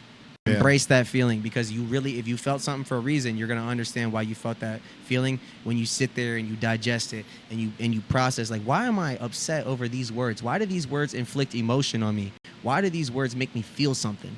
And then you break down, oh, it's because this happened, this person did me wrong, this person did me right, this person I treated wrong, this person I treated right, and they still did me wrong. And you break down yourself in a way that you respect yourself. Yeah. You go. Chris says you have to be delusional to make it happen, bro. You know what I mean? And that's the truth. You got to be psychotic. You got to be like I'm already him. I'm him. I was Gary Vee said this to one girl. She was like, I wanted to be somebody. He was like, you already are somebody. Yeah, I seen that. You already are somebody. Yeah, she's like, I want to be somebody someday. And he was just he's like, stop. Yeah. And like just put his hand on her shoulder and was like, you are somebody. And then she just started crying right there. Like, but that's the thing, like that's simple as it is, bro. As simple as it is, people have to be reminded that like you are, like the world revolves around you. Yeah. You know what I mean? Like a lot of people just sit there and think that they're just a flick in the time. You know what I mean? It's because you grow up hearing your parents say the world doesn't revolve around you, so stop feeling this way towards that, stop feeling this way towards that. But when you take that mindset and put it into something positive, you really if the world around you does revolve around you and it's coming off of your energy, if you got good energy, the world around you is going to be real nice. And when you make 100%, music, bro. that music is a piece of that somebody that you are. Yes, sir. And like especially with the albums that we're working on, like each song might have its own vibe from like a different feeling that we were feeling in the moment when we made the songs, but they all are a piece of who we are and what we are today and all the experiences that we've lived, and the way that it all comes together in a project is beautiful, just to show a large piece of the emotions that we feel and the way that they translate into art. Yeah, for sure, bro. I think the biggest thing about the newest album that I'm working on that I really wanted to focus on was translating the emotions correctly, because there's a lot of emotions in the song. Juxtapose is going back on the album, which is the song that I released recently. If you give a chance to listen to it, it's a very aggressive song. If you're not into thank you Plus Garden, I saw that. Thank you very much. If you're not like into that metal like style of music, it's kind of why I stuck towards like a digital sound. It has a lot of hi-hats, has a lot of bass, has a lot of synthesizers that I use consistently, and it in a way encapsulates all the different types of music I've listened to, because I've listened to bands from Capture the Crown where they were like a techno metal band to bands like Korn and Slipknot, which is normal, like I don't know, in a way you could say rock metal, a mix of both. And then I go to artists like the underground artists like Sewer Person. I go to other artists like Comethazine, 21 Savage, and now I listen to bands like Holy Water. I listen to bands like Five Finger Death Punch, but I listened to them for a very long time. I've seen them live a few different times, and it's just taking those inspirations, not exactly copying what they do, but taking that emotion they gave you and replicating it in your own way. And that's what I consistently did through this next album I'm calling Finally Ashore, because my name's Ashore, and it feels like now I'm getting into this point in my life where I'm really evolving into the artist that I wanted to be. So I'm finally ashore. I'm finally me. And you can also use that as I'm finally ashore. I'm finally at the beach. I'm finally away from the ocean. I'm finally away from the caves of waves and those waves and chaos that hit me through years and years, and I'm finally here. I've heard a few finally different ashore. names of the Love it, bro. album, and I have not heard him be this confident on a name. It's the first time I'm hearing it too. So Yeah, it was fire, that's bro. That's Yeah, a good one. That's why it I'm right calling there. it Finally Ashore. I think what we were talking about the music being a piece of ourselves and everything like that, and like the ego and all that. I think the single that I released recently with Sean featuring on it has a lot to do with that. It's called As of Late, and I start the song off by saying, "Lately I can't do no wrong. Life gets hard, just push along." So basically what I'm saying is, like, I can't do no wrong. I'm him. I'm that, I'm that guy. This is the ego that I have, that I use in the songs. And it's not like I have a big head, but I'm not doing any wrong with this, because I'm justifying everything that I'm doing and saying life gets hard, just push along. Like, no matter what blunders and what anything we can mistake, anything that happened in the past, we just keep doing this craft and keep being passionate about what we have going on and do our best with it. And that's why I said leave my feelings in the song. Hopefully it'll see tomorrow, because not everything that we make sees the next day. Not everything that we make is going to see the light of day. And Right. so Exactly. I mean, I love the lyrics too, bro, because of the fact that there's going to be a lot more people that relate to that over relating to getting money, getting bitches, getting this. Like, you know what I mean? Like there's a time and place for that. There's a time and place for that, for sure. But there's more people that are on the grind that want to hear other people moving their way up. You know what I mean? Like Progress there was over progress, bro. The cushion orange juice, bro. You know what I mean? Like back before he was anybody. Like when it came out with cushion orange juice, like that was just a mixtape, bro. And like that's him, like before the fame, before the fortune, before all that stuff. That was just him, just It was really him. just being on the mic and just trying to be a rapper, bro. You could almost consider the rawest version of a person as before that fame, and you really listen to what they were making. That is a person that has been broken down, or if they've been in that situation where they're like, you hear it in the music. If somebody's had things in their life, they're gonna obviously talk about the luxuries and the things that they've experienced. But if you listen to somebody who's, and that's there's no down shaming to people who have had things. Everybody has different lives, and it's good that you've had things, and it's good that you're able to talk about them in music, because that means that you recognize that. For sure. But people who haven't had those things, you can really feel the way The that struggle they and the deliver power in it, yeah. everything. You feel everything, and you understand, like, damn, this guy got really famous, but before this, look at what he was going through. Look at what he was feeling. Look at what he was saying. Look at how he made the music compared to what he's making now. You can definitely tell that this guy has worked and became successful, and it becomes a motivation for yourself, and it becomes inspirational. Even if you don't do music, it becomes inspirational that this person went through this and still came out and still kept going. Yeah. They never stopped. And that's how I look at like a band that I listened to for a long time, Motionless in White. They are a band that's been around for so long, and there's only, I think, maybe one. Realistically, there's only one person on that band, Chris Motionless, that's actually stayed with the band. And seeing that, he's the vocalist. Seeing the guy who went from the emo singing and just screaming on random songs about Halloween to literally making songs like Eternally Yours that are platinum, songs that never stop growing. And Another Life, that's another song that he made. It's just, I listen to a lot of different music, and I take from not only the accomplishments they made, but the efforts that they made and the things that they went through in order to get to that accomplishment. And it makes you think, like, man, I'm going through whatever I'm going through. I'm going through my mom passing. I'm going through getting out of a 5-year relationship. I'm going through all that, whatever, because I realize that I can get to the point where I don't have to worry about that anymore. Right. Where my life is You're shedding your skin, bro. Yeah, I'm shedding everything off. Yeah, and that's a beautiful moment, bro, because you're going through a fork in the road right now. Like you are, like the next 3 months of your life is gonna be crazy because you've gone from having to like look after your mom, support your mom, to now she's not here, and now you got to figure out the next steps. I got to be for the next. safety. I got to be like she was my safety. She was my everything because I didn't have no dad. I didn't have none of that stuff. So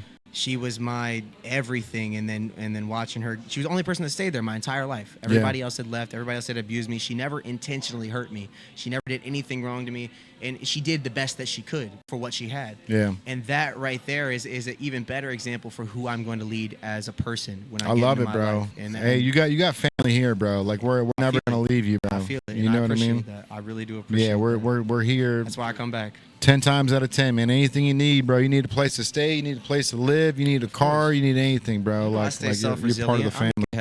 I know you're good at it. I know you're good at it.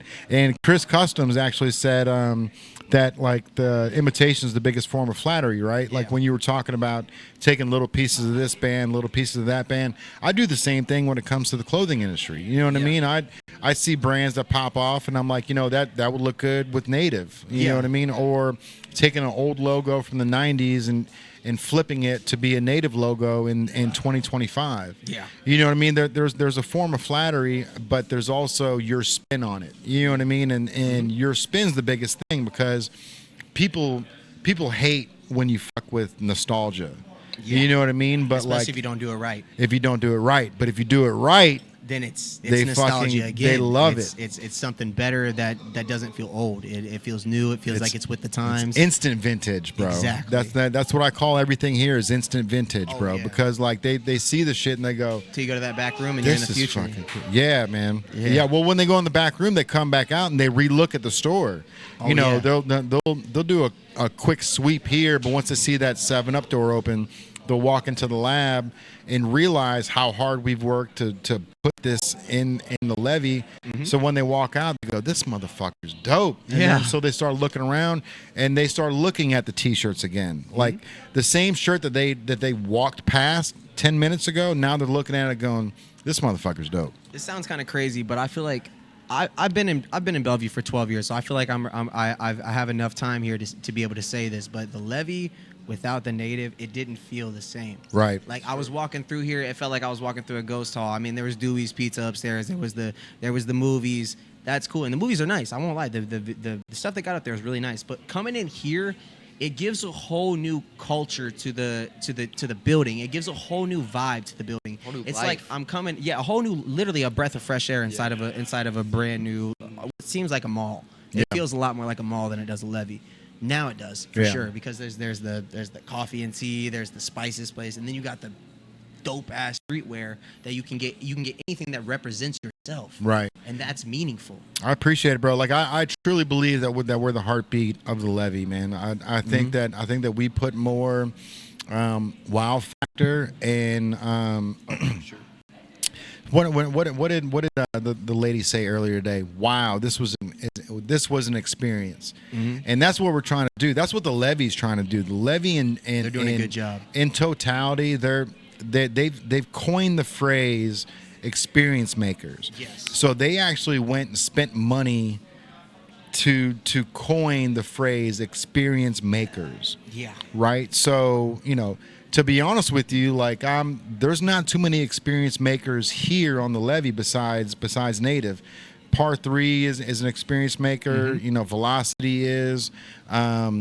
I think the cigar shop moving outside where the old Hollister, I think that's going to be fucking insane. That at? I need to be there. So in the Hollister building, when you walk out the doors to the left, they gutted that entire place. That building that we're building on. Yeah, that's going to be a cigar lounge. It's a cigar lounge, You're bro. gonna catch me in there every day of the week, twice on Sunday. It's gonna be, you know. bro. That's gonna be so dope. Like they're gonna make moves with that thing for sure. Oh, crazy moves. I got some buddies that smoke cigars every day. They're gonna be here every day. And bro, and like that. If you know what that Hollister looked like when they were here, it's like all mahogany, all dark wood floors, dark wood walls and shit. So, and like that was all room. So they're in there right now. I'm not sure what they're doing to the place, but they ripped the whole front of it off so that you can have that outdoor lounge too. Yes. But they're gonna crush it, bro. But what the levy's doing is they're trying to give you the experience, and thankfully they saw what I was trying to do, and they fell in love with it, man. Like this they built this stage for me, bro. All this metal this was all the piping that I built for that wall in the original store. When you had all the clothes hung up on that piping. Yeah, bro. That. So when I took it all apart and I literally measured everything out. So this platform's 9 foot by 11 foot. So each one of these I didn't recut. I just figured out how to reshape this whole wall to make sure that everything was. Dude, I'm dope, bro. Come on, I'm crushing the game. How could you not wake up and feel like you're dope as hell, dude? But the best part was like the levee, like when I had a little line on the ground that said podcast stage, right, and then the CFO of the levee, the chief financial officer, the one that pays the bills, the one that says yes or no on any money, bro, gave a thumbs up, was like, that's dope. Yes. And it's like, that's what I'm talking about, man, because like Kenwood, like you already know, Kenwood hated the podcast stuff. Yeah, they hated that. They tried pulling our lease within the first week of just having microphones in the window. For the fact that the levee said, yes, you can podcast, and fuck yes, we're going to put the podcast stage in the window. That they want the attraction. They want that. They want the money. That's exactly. That's what's wrong with Kenwood right now. Is I go to Kenwood Mall all the time. It's not a bad place to be, but it's hard to be in there for a long period of time. For one, the size of the place is huge. Yeah, it's hard to walk back and forth in there. But two, it's just the stores in there don't really match the vibe of what you would go there for, especially in that area. It's like when you come in here, it feels like. To be honest, a lot of people spend a lot of time on the internet. Yeah. This feels like the internet in person. This feels like everything that you would go searching for on your phone. When you go scrolling on your phone and you're trying to find something to keep your mind off stuff, just walk through the levee. You're going to find everything. You're going to find spices. You're going to find a coffee shop. You're going to find bars outside. You're going to find all a laser local, tag bro. adventure. It's all they local. They got the VR laser tag here. They got Native. They got everything that you could ask for. It's that experience you were talking about, and it encapsulates a lot. Because, appreciate you, bro. Like you were comparing this to malls, and like malls will have a lot of good stores that have, they have different experiences and stuff, but this encapsulates so much because in a mall, if you want to get a hat and a shirt and you want to play a game, you got to go to Lids, you got to go to a whatever clothing store, and then you got to go to like an arcade. But you can just come into Native.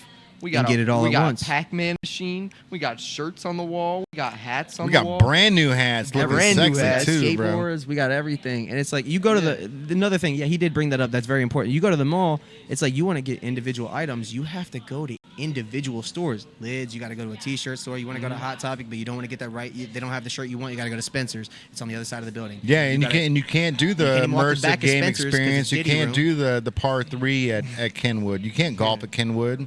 You can't do the immersive game experience at Kenwood. You know what I mean? No. You can't play the arcades at Kenwood. They don't have bars inside of shipping containers outside. They don't have a Donner truck. They don't have none of that. And not Right. to mention, if you want to see some cool art, especially like some graffiti, where's that at a mall? You're Right. not gonna The find that graffiti at all here at is a mall. insane. And the by the way, art Jay is did sick. all that. Yeah, bro. I had a lady that came to me.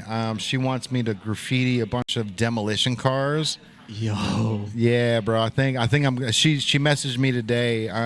The event's at the end of the month. I think I'm gonna say yes. You got to put the Native that's brand it. on the car. But that's the thing. I've got free reign to do whatever I want on like all like That shit 11 cars that are gonna be in this demolition derby. So I've got to buy the all the spray, all the ink beforehand, and those reimburse me, pay me for my time or whatever. But it's like, all right, bro. I think this could be fun, bro. Yeah. Could be. If I there's a think you should white put that car- Wash Here one on there. If there's a or white no, car, bro. it says the Mad Scientist was here, but you should say the Mad Scientist Wash Here, and then just like.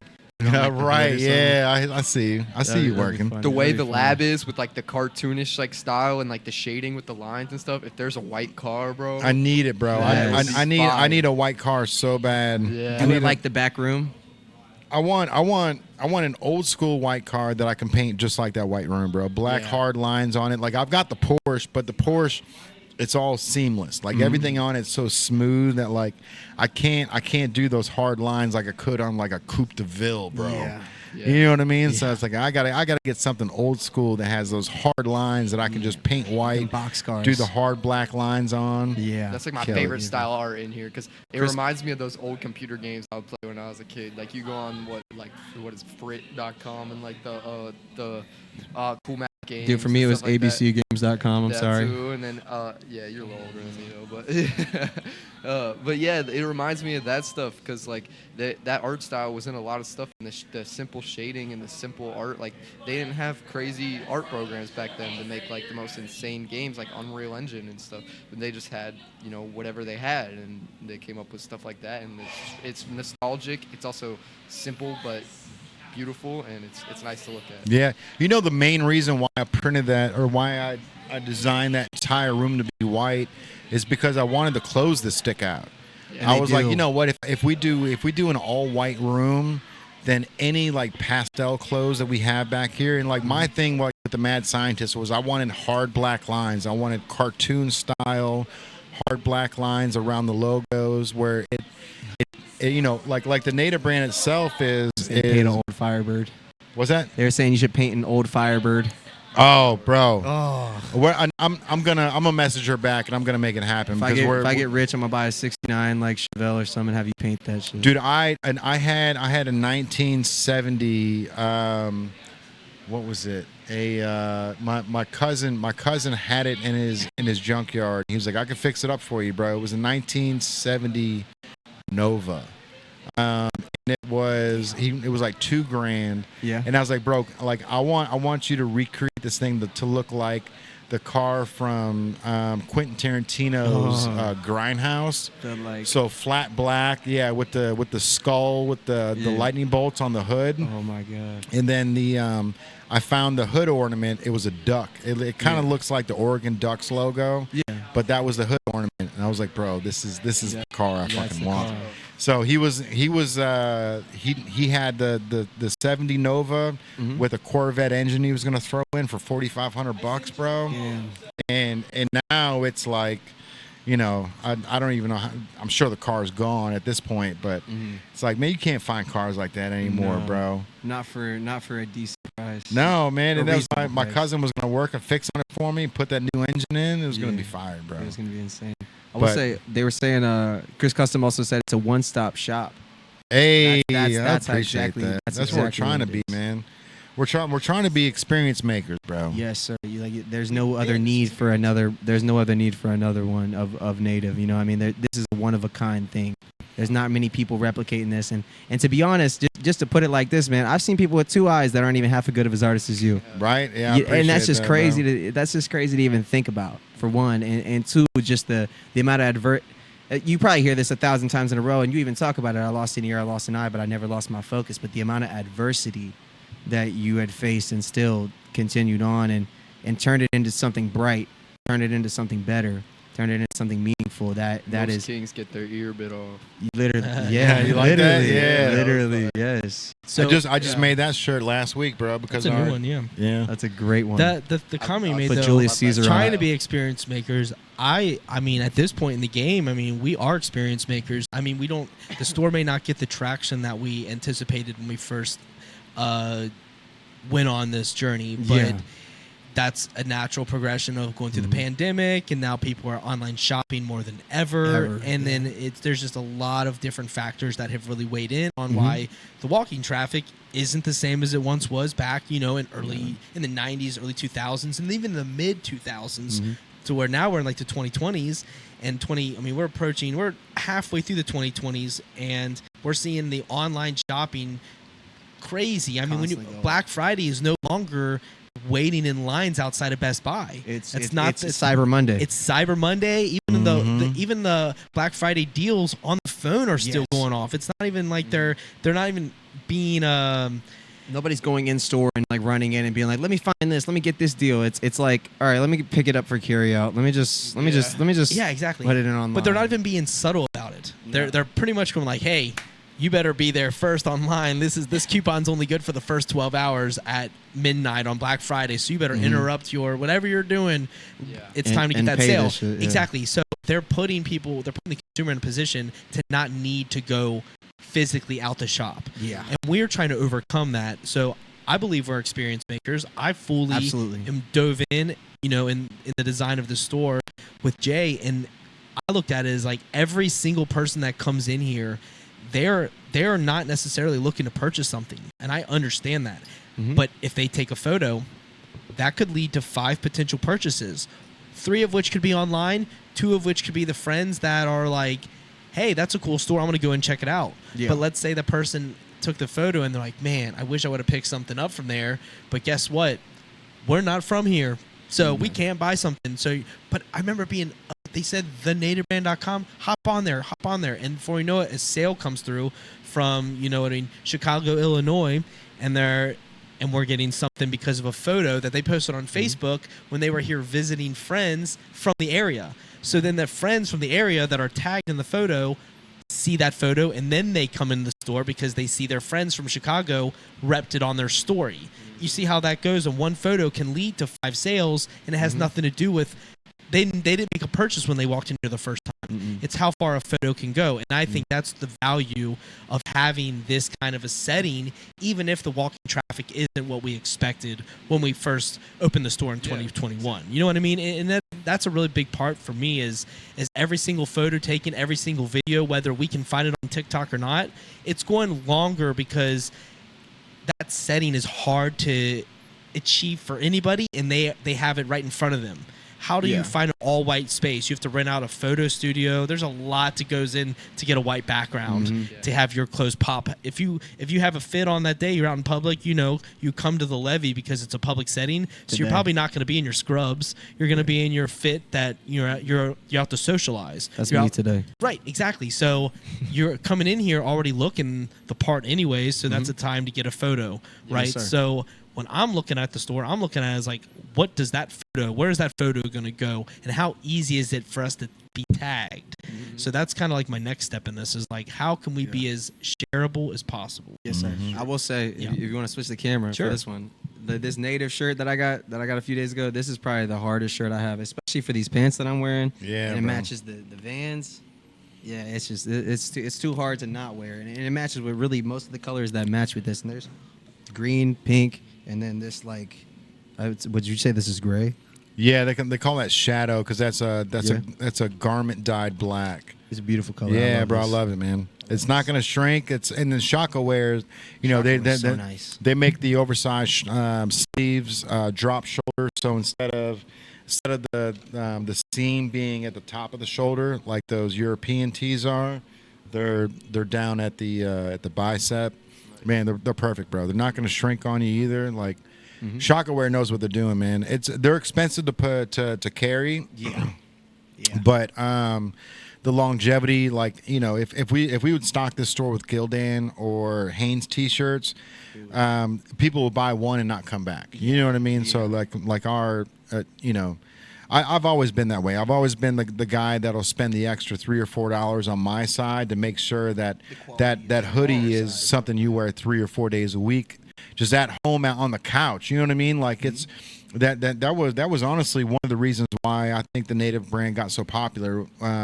The hoodies that I was printing, I wasn't using the Gildan hoodies. I was using Bella's. I was using the Champion ones were insane. Those were the box. I still have one. Those were super insane. But gray one I with the red started box. with the it was the tri-blend Bella hoodie that was super soft. So, you know, you would put it on and you'd be like, this motherfucker's comfortable. Like, I want to wear it around the house. Yeah, like, you know, and that was the thing. So it was like, all right, like we found something where people want to be comfortable around the house wearing it, and then they'll wear it out. So it's like, all right, that works. The on-air sign. Does he see the on-air behind me? Is that what he got that idea? Yeah, the on-air is, it can be out of the store, but my whole thing with the on-air sign is I would rather it be on when we are on air as the aesthetic with the show, and like on days that we're going to have the podcast on.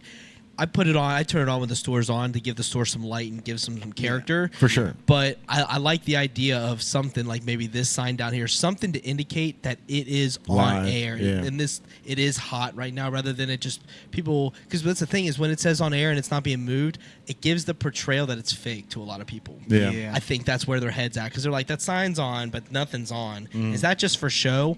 I'm pretty sure that's one of the most common questions I've been asked at the store. Is that all just for show? Are you guys just faking it? And I'm like, It's like, look at the first look off, at the you're coming at me screens. pretty negatively, Yeah. person. You know what I mean? Like, you're coming at like, it is real, and we do go live every Tuesday. And then I go, oh, you go live, huh? Oh, what's that all about? And then now they're curious. Then I point them to the TV the screen. QR. But I get a lot of people like coming at me kind of quick with it. They're, Sideways. like, I'm like, is that just for show? Like, blah, blah, blah, blah. I'm like, It's like, why is this out here? I don't know where the dynamic comes from, but it's a really common thing I've learned. But then there's people that are just curious, just like, hey, I want to be on, or just curiosity in general. But when the sign is on, it kind of appears like something's going to happen and people are waiting for it. Yeah. And nothing ever happens because it's a Saturday and we're not podcasting. No, yeah. Right. But that's just what I get on a consistent basis. But I will say the podcast alone, the lab and the clues and everything a part of it is a huge component of the store. But I will say the podcast is the biggest anchor we have, in the sense of, I'm going to say like a financial communication, because it opens the conversation up to go towards the sales end of things, to educate someone on Native, on what we are as a brand, and it allows them to open the conversation to support the brand. And I think because that's a big this right here is something I think anyone in this current landscape that have went through the pandemic can relate to, because now they can see what they once thought they saw on behind the screen in person. Even though we're not everyone's podcast, we're not Joe Rogan, but they kind of put themselves like, hey, these guys could be like that. We kind of take a place in people's physical minds, because most podcasts you can't even be there in person Right. at you know- all. But Yeah, here you yeah, can most people shop. never seen a podcast stage. Exactly. Yeah. That's Yeah. where I'm getting at. Really. Yeah. It's the availability of us that really is. It's an interesting dynamic. I didn't even think about. I like to be in what, like, we can talk and have a good time. That's what I thought about at the beginning. Then I'm like, wait. After the pandemics, when I was like, wait, we're giving them accessibility to something that they only saw through their phones for 2 straight years. Right. You know what I mean? Like, Yeah. seeing Gary Vee on the podcast, they could make, maybe he was on here. You know what I mean? Like, in their minds. And I think that is a cool dynamic. That's an experience in itself. And they'll try to find that episode and maybe see something else that they might want to watch. And it's all part of that cyber era that you were talking about. Like, it opens the door for so many possibilities. Like, not only the podcast and the social media and streaming on multiple platforms where everybody can see and everybody can look at the episodes and watch the ones that they want to watch. It's also like the V-Friends stuff. Like, anything like that. It's all, like you were saying, a great way to make more money by getting more people into the store, getting more people to watch the stream, Supporting local. Yeah, and just That's having what it the comes down to. conversation open for anyone. Yeah. Did you see Chris's most recent comment about he wants rabbit hole topics and alien talks next week, but we have one planned for tonight. Oh, bro. We can do it We've right got now. so we've What got my wife's going to be here Oh, in it's 5 nine yeah. minutes. You're right. You're Okay. right. So the whole photos and everything has to be done in 9 minutes. But E1 Atlas, bro. Chris, do you know about E1 Atlas? Because this is a topic that I've been dying to talk about right now, bro. Yeah.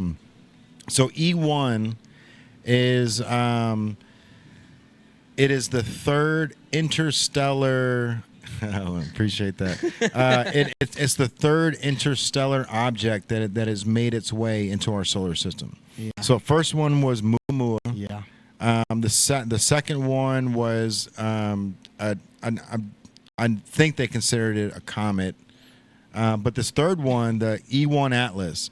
Yeah. So this thing it's barreling into our solar system at 130,000 miles an hour, which is faster than any comet. It's speeding up and slowing down, and it's got this trajectory that's going to use Mars, Venus, and Jupiter to pivot its way around the sun, where on October 29th, this thing supposedly is supposed to be wrapping around the back of the sun to hide from us. But it's 12 miles wide. So this thing's like basically the size of Mount Everest barreling through the sky. And so this thing's wrapping around the sun, and then it's going to shoot back off into outer space. December 5th. December 5th is what he's saying. December 5th. Everything I've heard was October 29th is when October, November. Might have been November 29th. He said it's supposed to be here on December 5th. Okay, so it's But probably November. We're not going to be able 29th. to see it by the bare naked eye. Maybe. I highly doubt that we will not be able to see something that's 12 miles wide and as If big as it's- Mount Everest in the sky. So what's the size of it? I may have to go look at it, but over time that thing disintegrates. Parts of it fall off. So I'm debating on if it's even going to be 12 miles wide by the time it gets here. Unless that's what they estimated. That's the thing. They don't think it's a comet, bro. They don't think it's a comet at all because this thing is speeding up and slowing down, and it also doesn't have the comet tail. So a comet tail usually has this white smoke that's coming off. Yeah. That's all the debris that's coming off the thing. That's not happening with this. And so like it's like all of these professors from Harvard that are saying this looks like a mothership. Yeah. This looks like a mothership that's coming towards us. You know, that's and I saw We ain't got shit here. I saw one thing at 7 a.m. yesterday, and I like woke up, saw it, scrolled, and I was like, I should have sent that to Andrew, bro. And I'm trying to look at it, I'm trying to find it, can't find it, but there's one video that I saw that they've got a signal from the E1 Atlas, and it was, you know, they couldn't decipher it. ChatGPT. So they put it through. You saw that? I did. Okay, so they put it through. Don't worry, I saw They that. put it through ChatGPT, Yeah. and the words that were coming out of this E1 Atlas were, "Hello, friends. We are not we're not here to hurt you." Like they called us friends like 3 times in this like thing, and it's just like is this? I don't know if that's real because like I haven't been able to find the video the second time, so it's like could just be one person out there throwing it out there. Sure. Yeah.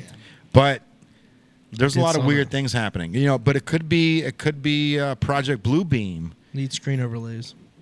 which Project Bluebeam is the government falsely telling us He wants the that wide angle. that the aliens are here, So we can see what you see.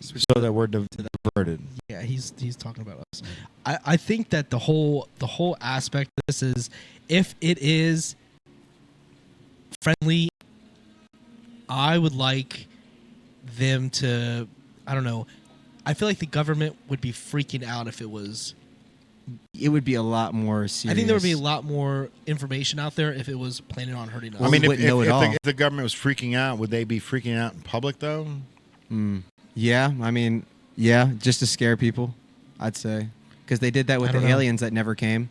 So is that Project Bluebeam? It could be. But I wouldn't say that is. I mean, the sporadicness of it is kind of odd. I mean, just to give us this much information on something that we apparently don't know too much about. Like, Right. They're just calling it a comet, but it's not acting like a comet. So then you wouldn't have called it a comet in the first place if it wasn't a comet. I mean, Muamua wasn't acting like a comet either, Yeah. and they still think that was only 2 miles wide, which is still, you think 2 miles, bro, like imagine being in a mothership or in an airplane that's 12 miles wide. You're talking Newport to the Florence Union exit. 5 minutes. Union to the Florence, Newport to the Florence Union exit. That's like 10 miles. That's insane. So it's wider than that. You can drive across. It's a whole community that's flying. It's Can crazy that drive- you wouldn't be can able to see it drive with it. the bare naked eye, and even if you can't see it with the bare naked eye, I don't recommend taking a telescope and trying to look at the sun. Right, bro. There was no, so yeah, the sun 2 days ago had 18 solar flares that shot towards Earth all at one time. That's a record. 18 solar flares, and it was literally like and I felt it too. They said blood pressure, like any of these. There was like 3 or 4 different things. Like, hey, if you have these symptoms, watch out because tonight's going to be a handful. And like because of the blood pressure, because of my eye, bro. Like at midnight, I was fucking in so much pain. Like I was telling Kalen, like this has to be like what I fucking read earlier because I know how to control the pain now. Yeah. You know what I mean? But like the other day, it was like couldn't do it. It's verbatim, word for word, Yeah. what they said it was gonna be. 18 solar flares is gonna 18 spike everything on Earth. That's Crazy, bro. Are we about to end up wrapping it up soon? Yeah. sir. The wife's on her way. Let's go ahead and shout out some of your social media. So Yes, sir. if they want to see the music, is it YouTube sir. or is it Instagram? So you can find me on any platform. I'm on Spotify, Apple Music. I have my own channel on iHeartRadio. It's all Ashore, Ashore, Ashore. On Instagram or Spotify, or not Spotify, Snapchat, anything that you want to find me on, it's Ashore_official on everything.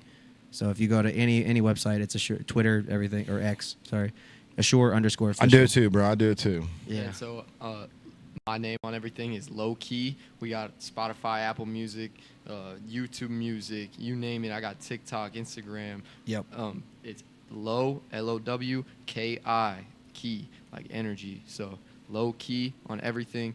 On Instagram, it's Low Key Skating, SK8ING.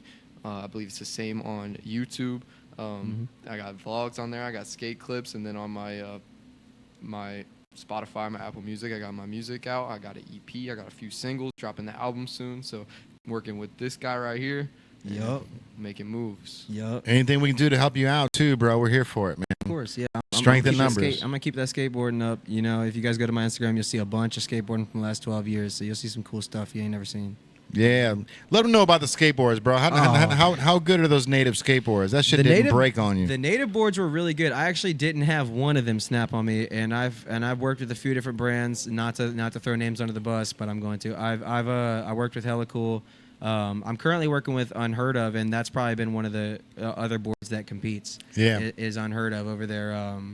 They do a pretty good job, and they keep me hooked up on boards, shoes. They keep me well off, man. Keep you stocked and ready, Yeah, bro. sir, Yeah. keep the style looking nice. That's the biggest thing is that you guys keeping my shirts looking nice, keeping everything looking nice, man. Making me feel better just working with some great men, like working with some great ass people. Like it's crazy to think that just walking into a store one day with my skateboard and just talking to somebody would change It's the that trajectory aura, bro. of how I do It's it. that aura, man. You've got something that exudes out of you, bro. And you can't explain it, man. Like human. same thing with you, bro. Like there's things where like people gravitate towards each other, and then people, I like the way that I look at life. I put people in baskets right away, bro. Like 3 baskets, and that when I met you guys, bro, it's like right away, like front basket. Like these are my guys. This is. We got your back. You know what I mean? And I like it. It's an aura thing for me, bro. It's like if we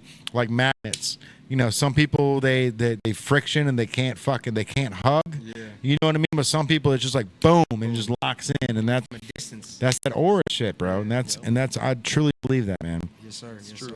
I think you guys are on the right paths, bro. And you guys are young too, so you guys have a lot of time to make mistakes and correct them. But if you guys stay on path and just keep doing your due diligence of knocking out the clock and just taking a couple steps, bro. It doesn't need to be a home run, but if you can take 3 steps towards your project every single day, by the end of the year, you guys are going to be fucking flying, bro. For sure, yes, sir. We're gonna Yeah. keep working, And I'm pretty light-footed on my board in general. I don't break a lot of boards, but I did try that native skateboard, and the pop is really nice. And Let's go, the bro. shape of it was really good. So, and the graphics are awesome. They look sick. Yeah, I love bro, The the- chrome and all the silver and That's just fire, bro. Yeah, like I wanted to make them so good where Sean Bucci didn't want to grind on the board. You know what I mean? Yeah. Like, so that was the goal, bro. And I think I made it happen because you were like, man, I need that board, bro. Yes, sir. I have tell the you native boards hanging up in my studio right now. The For studio sure, I yeah. built at my crib. I stay it's hanging up in there. Hell yeah. And I'll tell you what, if anyone's gonna break a board, it's this guy. And he. Oh, I know, break that bro. one, so I know. I skate they 12 hold up. stairs. I skate big stuff and it's fun. And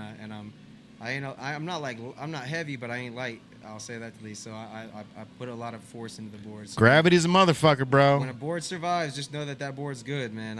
Right. I've skated hundreds of brands. I've skated from the World Industries boards from back in the day to Revive to Zero boards to chocolate boards to real boards to every kind of board that you could think of. People are skating now. Baker boards, everything. Supreme. I've skated a Supreme board. Those snap quickly. Really? Those are not high quality made. They're made. They're basically for design. They're meant for a little wall art. They're not meant for skating like that. All right. Yeah, them cream boards, put them on the wall, man. That's Make 'em- funny. They're beautiful for a reason, you know. They got the print on there for a reason because it's not meant to be messed up. Yeah. Some board they've done collabs with other brands where it's like the graphic wears off and it's like foil underneath. Yeah, they're meant to be hung up. Absolutely. Yep. Chris knows. Yeah, you don't pay Chris $1,000. is from Northern Kentucky, bro. Nice. Represent. You gotta get that A5. I need one of You those too. You gotta let me know when those are back in stock. Yeah, bro. So the new ones that are dropping, they'll be the exact same colorway, but under the brim, it'll be a blue and white checker. Okay. That's Yeah, that's gonna be the 859 though. 859. Yeah. Yeah. That's what I gotta get. I've been living here my whole life, so I need one of them. You have a Bloody Sunday board like that? Nice. Dope. Nice. Yeah, I feel like I've skated a lot of brands with this guy. And skating twice as long, so Yeah. it's gotta be. That's Always gotta hook up the homies when you get extras. Always. Sure. All right, Well, man. Sounds like it's about it, my dude. Think it's gonna wrap up another episode of the PowWow. It's a great one, man. We had photographers in here tonight. Did some skating in the store. Yes, sir. Talked a little beyond the stage. The team was here. Talked a little bit about some. We're not sure what's going on with this E1 Atlas. That's a really interesting We'll find thing. I'm excited to see what happens with that. Yeah. If there are friends, we come in peace. You know what I mean? They said we're Let's friends. go. Let's get it. We got merch for them. But yeah, It was a pleasure. Talked Go about on. music and skateboarding, my favorite things in dude, the world. fantastic. I'll tell you what. Yeah, man. And appreciate you guys playing on the birthday show, by the way. Oh, Thank it you was for a being blast. part. If Dude, you got another show, thank you just for let the me know. I I'll be there. will. We'll get I'll have it something a little ready. more specified. That one's You got a scream show. celebration. Invite me because we're making scream songs out the You ass. just taught me how to metal scream a couple weeks You got a ago. metal I've been show doing that it. you Okay. just like want somebody to go hard and opener. I will set the tone. And I've been writing some riffs too. I've been playing a lot of guitar recently, so we're Okay. getting to have it. Uh-oh. Yeah, I we're have getting to have a it. lot of shows that I can book. I just Yeah. only book. I'm pretty specific these days. Like I'm not really. The promoter days for me are a little different now, but we can make something happen for sure, Yes, bro. sir. down. Yes, sir. All right. On that note, we It out. was a pleasure. All right, everybody. Peace. It's gonna wrap it Thank up. you. Have a good Wrap night. up another episode of the PowWow. Appreciate you guys. Make sure you check in to Ashore Official, ASHORE_official. Make sure you check out his new music coming out, and we will be back next Tuesday on another episode of the PowWow.